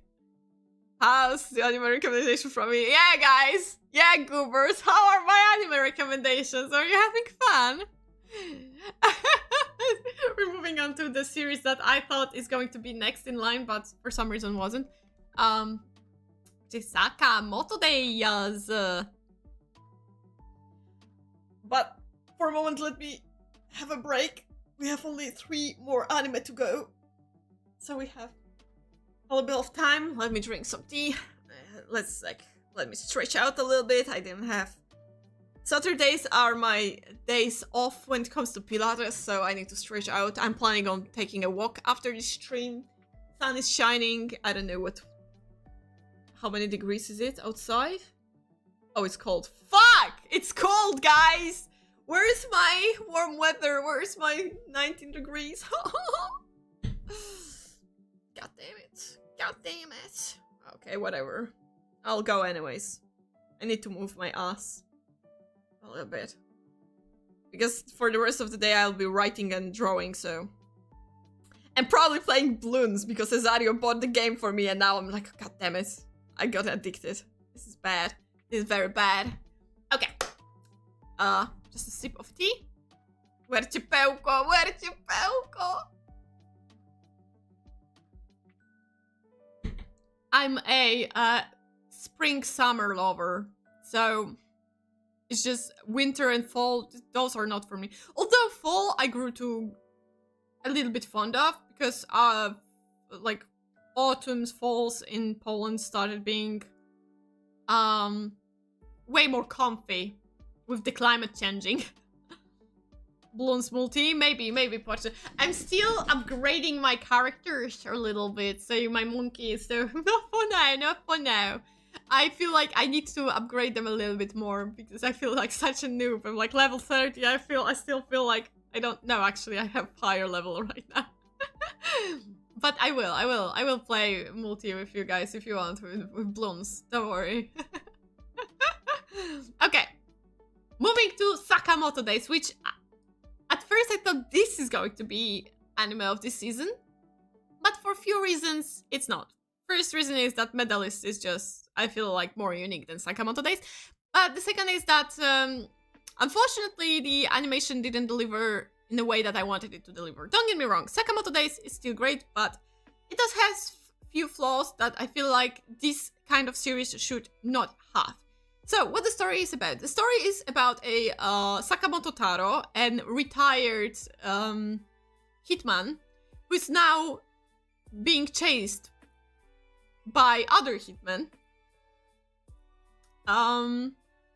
Because someone put a price on his head. And so we start off with his, I guess, ex-partner, Shin. Not even partner, but let's say like a rookie that he used to train, Shin, who tries to get him, but obviously he doesn't, because although Sakamoto grew older and fatter, he still has his hitman skills all right. He's not rusty at all. But he's living his life just working at their family mart, kind of, you know, 7-Eleven chain, while trying to avoid those hitmen and not killing them, because this is one of the Sakamoto family rule, to not kill people. Sakamoto is good and funny, and some characters are good too, but something's missing. That's why it isn't the best in the season. I feel like what's missing, and it has been missing for me in manga as well, is that just the closeness of the character. I feel like they could have been a little bit closer. I feel like the story at the beginning is not that interesting as well, because trust me, further on, I read the manga, I keep on reading the manga, it gets so much more badass, but that's the problem within Sakamoto Days. As the story goes, it's just like, you know, them fighting against other hitmen to have just a peaceful life, and adopting more child as Sakamoto goes, basically having, instead of having his one child of his own blood, he has now 3 extra, one with a parrot, one who reads minds, and the other Chinese one who gets drunk even though she's underage. The thing is that Sakamoto Days is heavy on action. It's action comedy. Mostly action though. And manga has become popular because the paneling of the scenes, the fight scenes, are just so damn good. And a lot of people, even before the anime came out, they were already worried about the animation and the art style. Well, the art style is very one-on-one with the manga, unfortunately, because I'm not the biggest fan of manga's art style. I'm going to admit that. I'm not the biggest fan of this art style. I think if they changed it a little bit, it could have looked a little bit better. I do like the stylistics of the colors, personally, but when it comes to the art style, how the faces are drawn, and in general, how the anatomy is drawn, I'm not the biggest fan. But the main problem, the main issue is the action scenes. They're not bad. Don't get me wrong. They're not bad at all, but they're not as good as they should be. For a show that is supposed to be mostly about action, something that could be good enough in other series is not good enough in Sakamoto Days. And that's why I feel like it's failing a little bit. Like, it should have been much better. It should have been much better. It is not, unfortunately. And it's still cool that we're getting 11 episodes now, and then we have a break for spring, and we are so back in summer. I'm happy about that, because I feel like this first part is not that entertaining, but once they get more into those hitman organization, GAA, and all the other things, once we see a little bit more about the antagonist, the main antagonist, not the one who wore deer head for some reason, it's getting much more intriguing, interesting, and the action scenes and the relationship between characters gets developed. And I feel like the first part, the first 11 episodes that we're getting, those are not the episodes that made me love Sakamoto Days. It's what comes after that made me feel like, oh my god, this is actually so good. And I understand that if someone was not happy with first 11 episodes, they don't want to continue. I understand that completely. I'm not going to tell you, no, keep on watching, it's going to get better, it's going to get better. No, if you feel like you're not happy that you spent your time on those 11 episodes, like you did not feel entertained at all, do not watch it further. But if you still want to give it a chance, this is not Shiawase and Nakekon where I feel like second season is more boring. I want to believe that the second season, at least with the plot, is way more interesting. I cannot promise you that the animation for action sequences will get better. I cannot promise you that. I cannot promise you much, to be honest, but I can promise you that the plot itself is getting more and more interesting as we go further on. And it still gets to me. Like, I'm reading chapters every month, I guess. It comes out weekly, but I keep on forgetting to read that regularly, so basically I have to catch up to it later on. And I'm still entertained. There have not been a moment yet that I would feel disappointed with the direction of the story. There have been things that confused me a little bit, but not in a negative way. So if you at least liked the first 11 episodes, give yourself a break for this spring and give it a chance in summer, because the next part may be something that you expected from Sakamoto Days and you're finally going to get it. So for me, I think I gave it, let me check. I gave it 8 out of 10, and I do not regret. It's a little bit, I feel like if someone gave it 7 out of 10, it would be fine as well. 6 out of 10 would be plain cruel though. 6 out of 10 would be plain cruel for this series, because I still think the series has a heart, and it's quite funny. And the characters are quite likable. So, yeah. I can recommend it to anyone who likes action-packed anime. Unfortunately, well, I wish it was in better quality, but it's still quite good. 9 for you. See, 9 for you, even though it's, like, not perfect for you, you still give it a 9, because there is something about this series that it's just impossible to dislike. Okay. And I feel like this is all of the anime that started coming out in this season. But am I right? I am right. But we have 2 anime that are going to end this season, but started in the previous season that I still want to talk about. And the first one is, of course, Orb. Or better known as Chi Chikyu no Undo ni Tsuite. Our Polish anime. Not actually Polish anime, but anime in Poland! You're not rating anime till the last episode? You see, Foyren, what I'm doing is I'm rating the anime every single episode. So basically, after the first episode, I give it a rate. Then the second episode, I think, am I still agreeing with what I said in the previous episode? Yes, then it stays. No, then it goes lower or higher. So this is how I do it. I just basically, through the entire experience, I changed the rating. Anime of the previous season. Yes, but we're finishing it this season. And oh my goodness, is this anime one of the best things that ever happened to serious history-based anime since Finland Saga. Holy hell, it's so freaking good! Sounds confusing? What sounds confusing?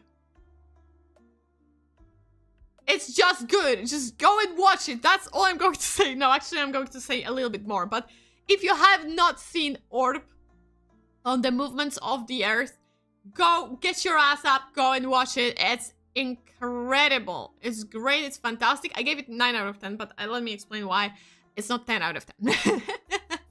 So, yes, Foyren, you have to watch it. You literally have to watch it. Especially for everyone. I should leave it for last, but I'm saying it right now. If you loved Vinland Saga, especially the second season, because I know a lot of people are like, second season is not Vinland Saga, it's Farmland Saga. Shut up, shut up, shut up. You do not understand Vinland Saga if you did not like the second season. Orb is like second season of Vinland Saga.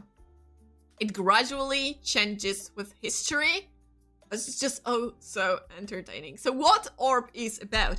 This is the anime about heliocentrism and how it got developed through time. Obviously, it's through fictional characters. It doesn't have that much base of the history other than how church was back then, how their beliefs were back then. But the characters themselves, they're not out from history. So unfortunately, Rafał or like Badeni, Ochi, Novak, they probably did not exist. Unfortunately, they do exist in our hearts, though. Don't hurt my feelings. 2 seasons menching. Menchang.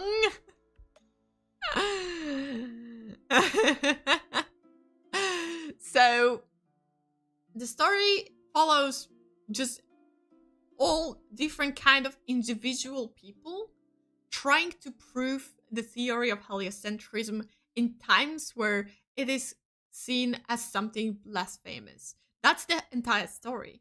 And it's a fight between those people who wants to be progressive versus the church that wants to keep the power of believing in God and what church deemed right. You don't know what's going on at the moment in anime, but hopefully tomorrow episode will answer me. Yeah. That's how it feels when a foreigner picks random names that he thinks sounds cool. Hey, Rafał is a good name. Jolenta is a good name. Novak is a good name. I don't know why they called one guy Oczy, okay? And they keep saying it Okuji. Then we have some Germans like Schmidt, but we also have Potocki. And then we have Draka, who is, I guess, she's not exactly Polish. She just lives in Poland, but it doesn't matter. So we see the story of heliocentrism, how slowly they just start to learn more and more based on... based on the development that have been discovered by previous people that previously looked at the stars and found out about the thing that it is Earth that's moving, not the sun, and you know, it's intriguing. It's in a way very philosophical, but not that deep, so you could feel like it's pretentiously trying to be philosophical and only that. No, there's a little bit of action here and there. There's just tension, it's suspense. You're afraid for those characters that they're going to get caught, and some of the scenes are just so poetically beautiful that I tear up just thinking about them. The opening itself is beautiful, and when you put all of them in comparison and you see the difference, I was mind blown. I wasn't aware how many details were put into the opening. Like visually, I'm not talking about music. Music is great. I actually didn't talk about the openings and endings within these reviews, but you know, from what you've seen, this season is not that well when it comes to songs. Like just Medalist opening is great. Orb opening is great. First ending I also liked. The second not so much. Sakamoto Days have amazing opening. First ending not so cool, but second ending that was only for one episode is epic. And I think that's all when it comes to cool openings and endings. Watashi no Shiawase wa Kekkon, Watashi no Shiawase na Kekkon also have cool opening and ending. They're almost the same as the ones from first season, so if you like that. Quick catch up to openings and endings just for you guys. Speedrun review of the openings and endings. There we go. Back to Orb. Back to Orb. I think I did not expect to love this show as much as I do, but I genuinely I'm in love with it, and the fact that so many people actually appreciate this series as well is just warming up my heart. Because very so often those kind of series are underappreciated, and I'm just happy that whichever studio was it, producer, studio, Madhouse.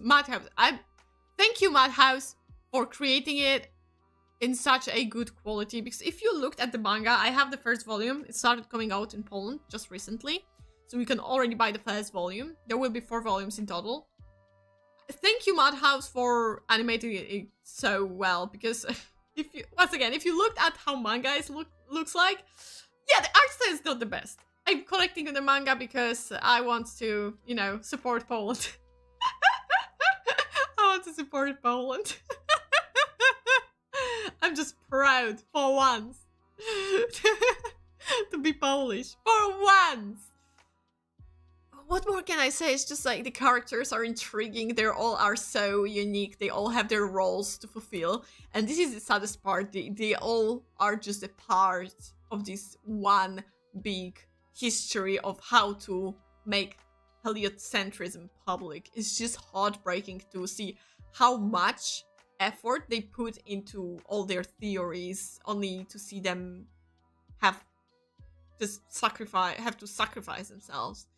It is heartbreaking, but it's beautiful within itself. So the recent episode was quite confusing. I'm not going to say what it was about, but it made me question things. I want to see what's going to happen in the last episode, because it is the last episode. It should close our story, actually. So we'll see. But I don't think anything will change the rating of 9 out of 10.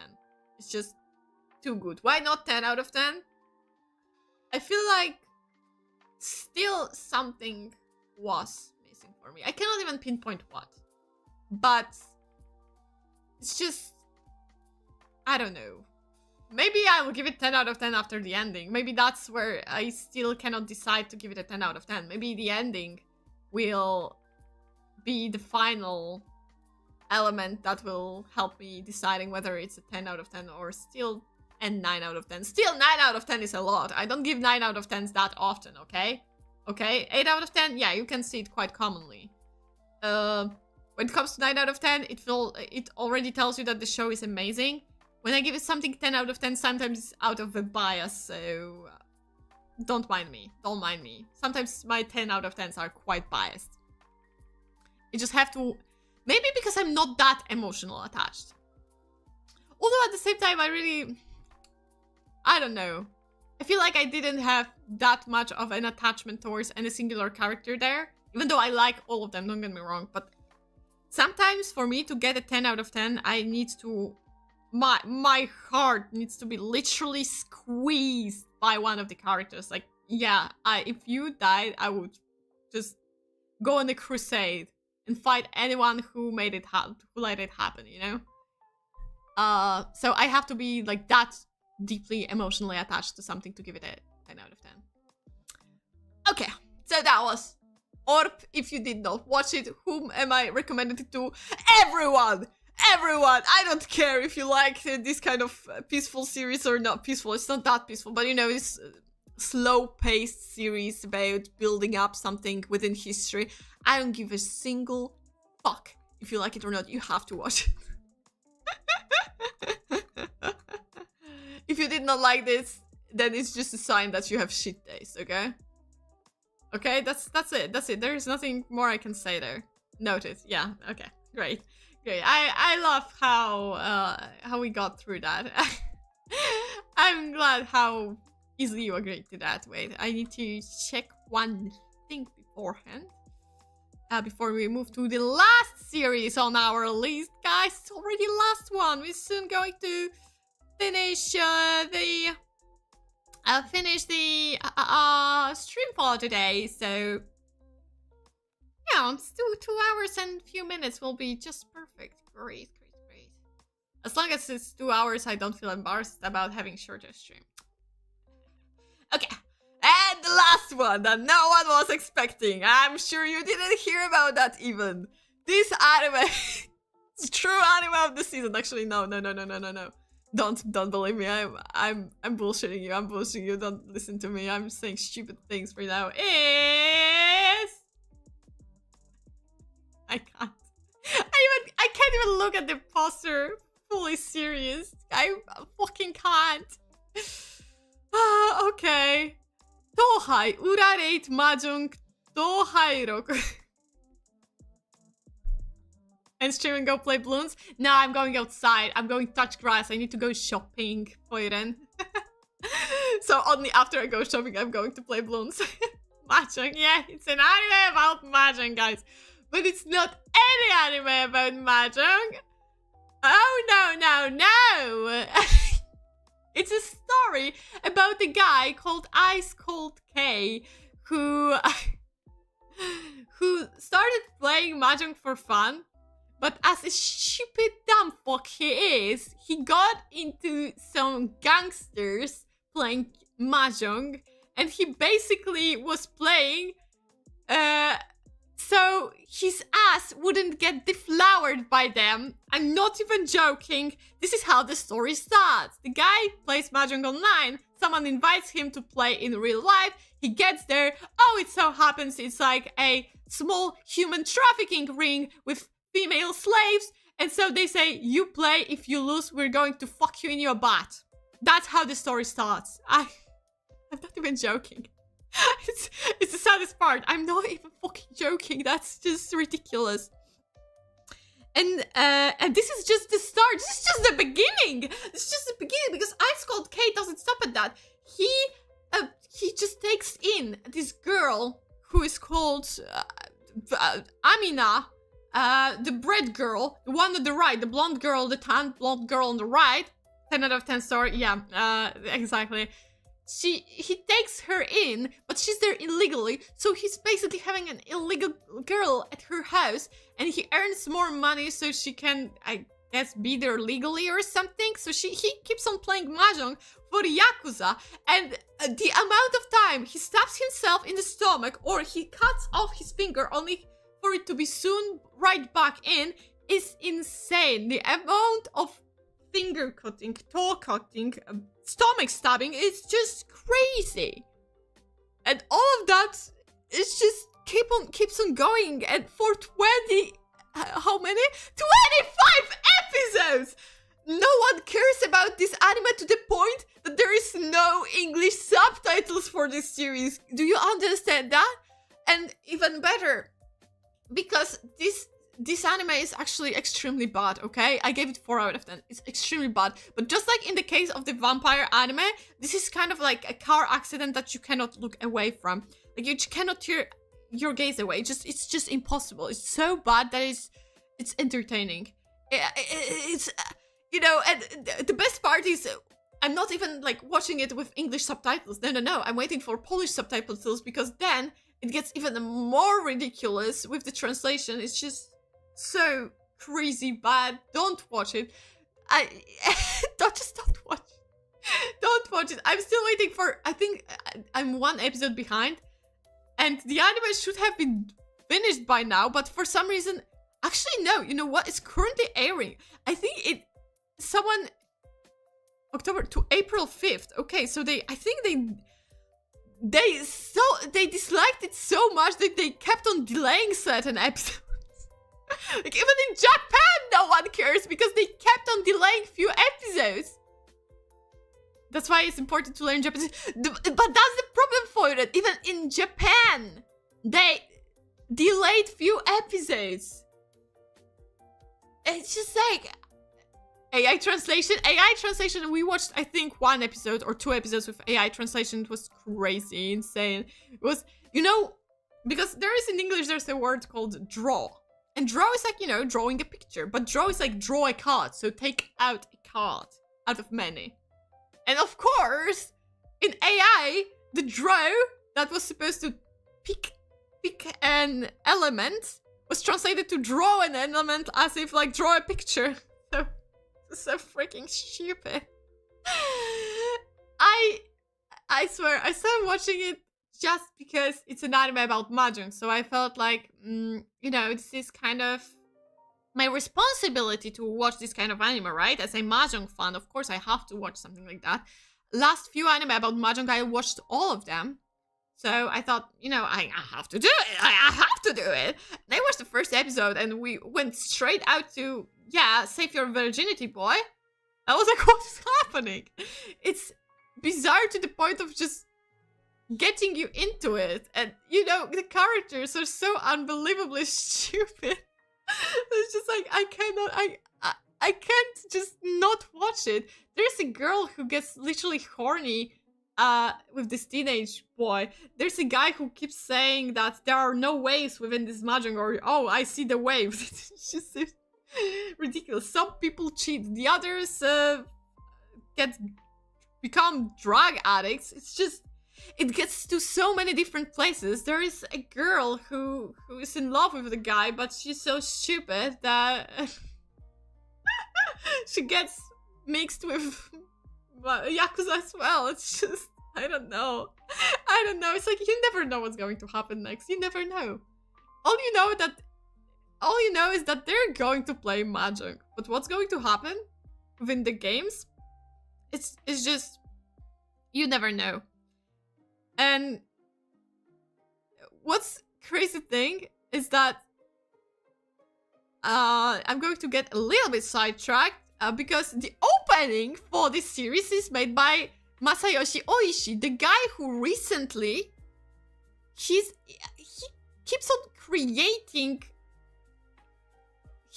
creating so many openings. I feel like he's just going for a record, and it feels like such a pattern that recently he's making openings for extremely terrible anime. I don't even know where it started off with. It's just he had the great, like, one of his best openings ever is from Yusha Gashinda. It was a shit anime. But then he has like openings for, there was this opening about this guy grooming a teenage girl. It was about like Yakuza as well. It's just, he takes the worst anime and it's like, you know what? I know that no one is going to make an opening for it, so I'm going to do it. In this season, he's once again having 2 openings, I believe. He's insane. He keeps on creating openings. He painted his hand to win. Yeah, definitely. That's definitely. I just did not understand the translation. My bad. Maybe they played Mahjong and forgot to make another episode. Maybe. Or they had to learn the rules and they were like, what the fuck does that mean? And like, I don't know, keep on drawing. Not him? Yes, it's him. You have a friend that is a fanboy of him and watches every single anime where he makes something. What? I feel so bad for your friend then. I feel so bad for your friend. Because he literally has like at least 2 anime in which he makes openings and endings. Or endings. Like literally, since, I don't know. He kept on doing that for like 2 years or so, or maybe a year. I keep seeing him, and the worst part is I like his songs as well, but I'm not that crazy to watch everything that's, you know. I'm not going to watch anime with his openings because I know half of them are just trash. You know why? Why? I don't know why. Why?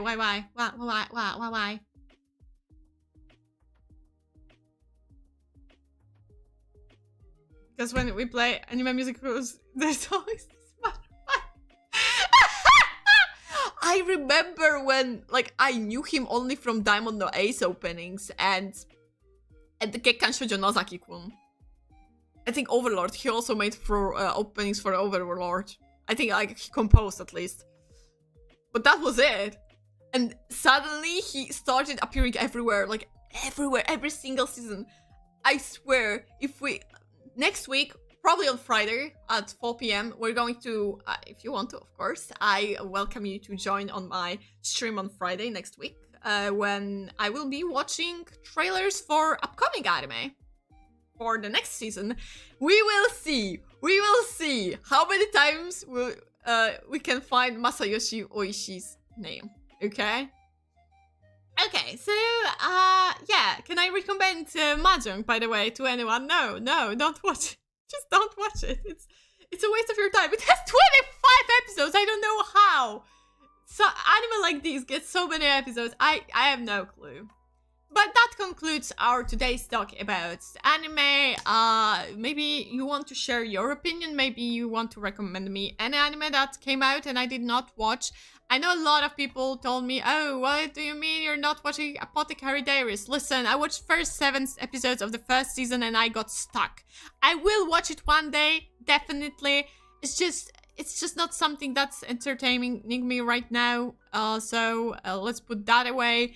Don't even mention Re:Zero. Fuck off with this isekai bullshit. Watch it. You can always watch good anime. You need balance in your life. But it's 25 episodes. It's really not worth your time. I know some people would probably recommend me Dr. Stone, but I have not touched the series yet. I plan on watching it one day, but today is not the day. And not anytime soon. Right now, I'm busy watching Legends of the Galactic Heroes. And I did not expect to love it as much as I do. So you're probably going to get a video about it once I'm finished, which will be in like 3 months or so, because I watch only 1 episode a day while I work out on my stepper. But it's not going to be anything like of a review, but rather just something funny. Watch Mahjong. Don't watch Mahjong, nah. Go play Mahjong. You will have more fun playing Mahjong than watching this series. Overall, I think this season was...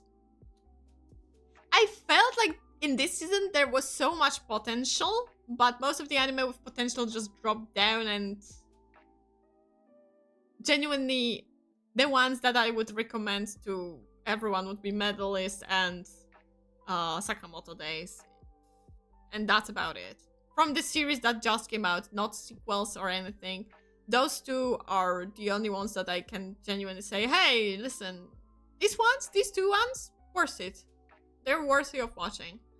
Others, it depends on your preference. I wouldn't force anyone to watch something that's just not out. How will spring look like? I know a lot of people told me, no, there's going to be less. I'm afraid because I've seen some things and there were a few things that already intrigued me quite a lot. And I already have some in plan to watch, and it's not looking good for me, guys. So pray for my safety in the next season. Because I fear that once again I will have like 12 series on my list. One Piece is coming back, guys. If you did not know, One Piece had been on hiatus for the entire season. Instead, we got a remaster of Fishman Island? Not Fishman Island. You know, the underwater land. Yeah, this was Fishman Arc, I think. Mermaids and all of that. Which people were not that pleased with. I didn't watch it because it's not the season, like, it's not the arc that I was that invested in, so, you know, there's that. I'm scared. Every season I keep on saying that, oh, I'm definitely not going to watch too much, but I end up watching this much. This time, though, I can promise I'm not going to bring my friends into every single anime that I'm watching, because this season they had it. It was hard for them. We had to watch like 3 days a week. We were watching something. It's not a single episode, it's like 3 episodes. So I can promise that much, that I'm not going to bring my friends into this. I'm going to let them have a break. And we're going to choose only like 2 anime. Hopefully. Hopefully. That's the plan for now. So, I guess thank you for today, guys. I hope you'll have a nice weekend. Have a little bit of a rest. Play the games that you like, whether it's League of Legends arenas or Bloons or a repo or whatever right now you are playing. Just have fun, chill, relax. Don't be like me. Don't put too much work on yourself. I know I'm going to write a lot and draw a lot because I have some emotes to finish. I have some portraits to draw. I have some mascots to draw. So for today, thank you so much. If you like this kind of format, I'm going to keep it probably next time after the next season ends. I'm going to have like this kind of poll whether or not you would rather have a tier list system or just this kind of format of streams when it comes to rating anime. Maybe next time I'm going to do it after I watch the entire series. So instead of starting off with reviewing anime from current season, I'm going to first watch the trailers of the next season, and then after that, when all the anime ends airing, I'm going to fully talk about the anime. So that's the idea for today. Thank you so much, Goobers. Have a nice weekend. We'll see each other if you want on Monday, 4 p.m. Pirate Yakuza in Hawaii again. And for now, bye-bye! Have a nice day! Bye!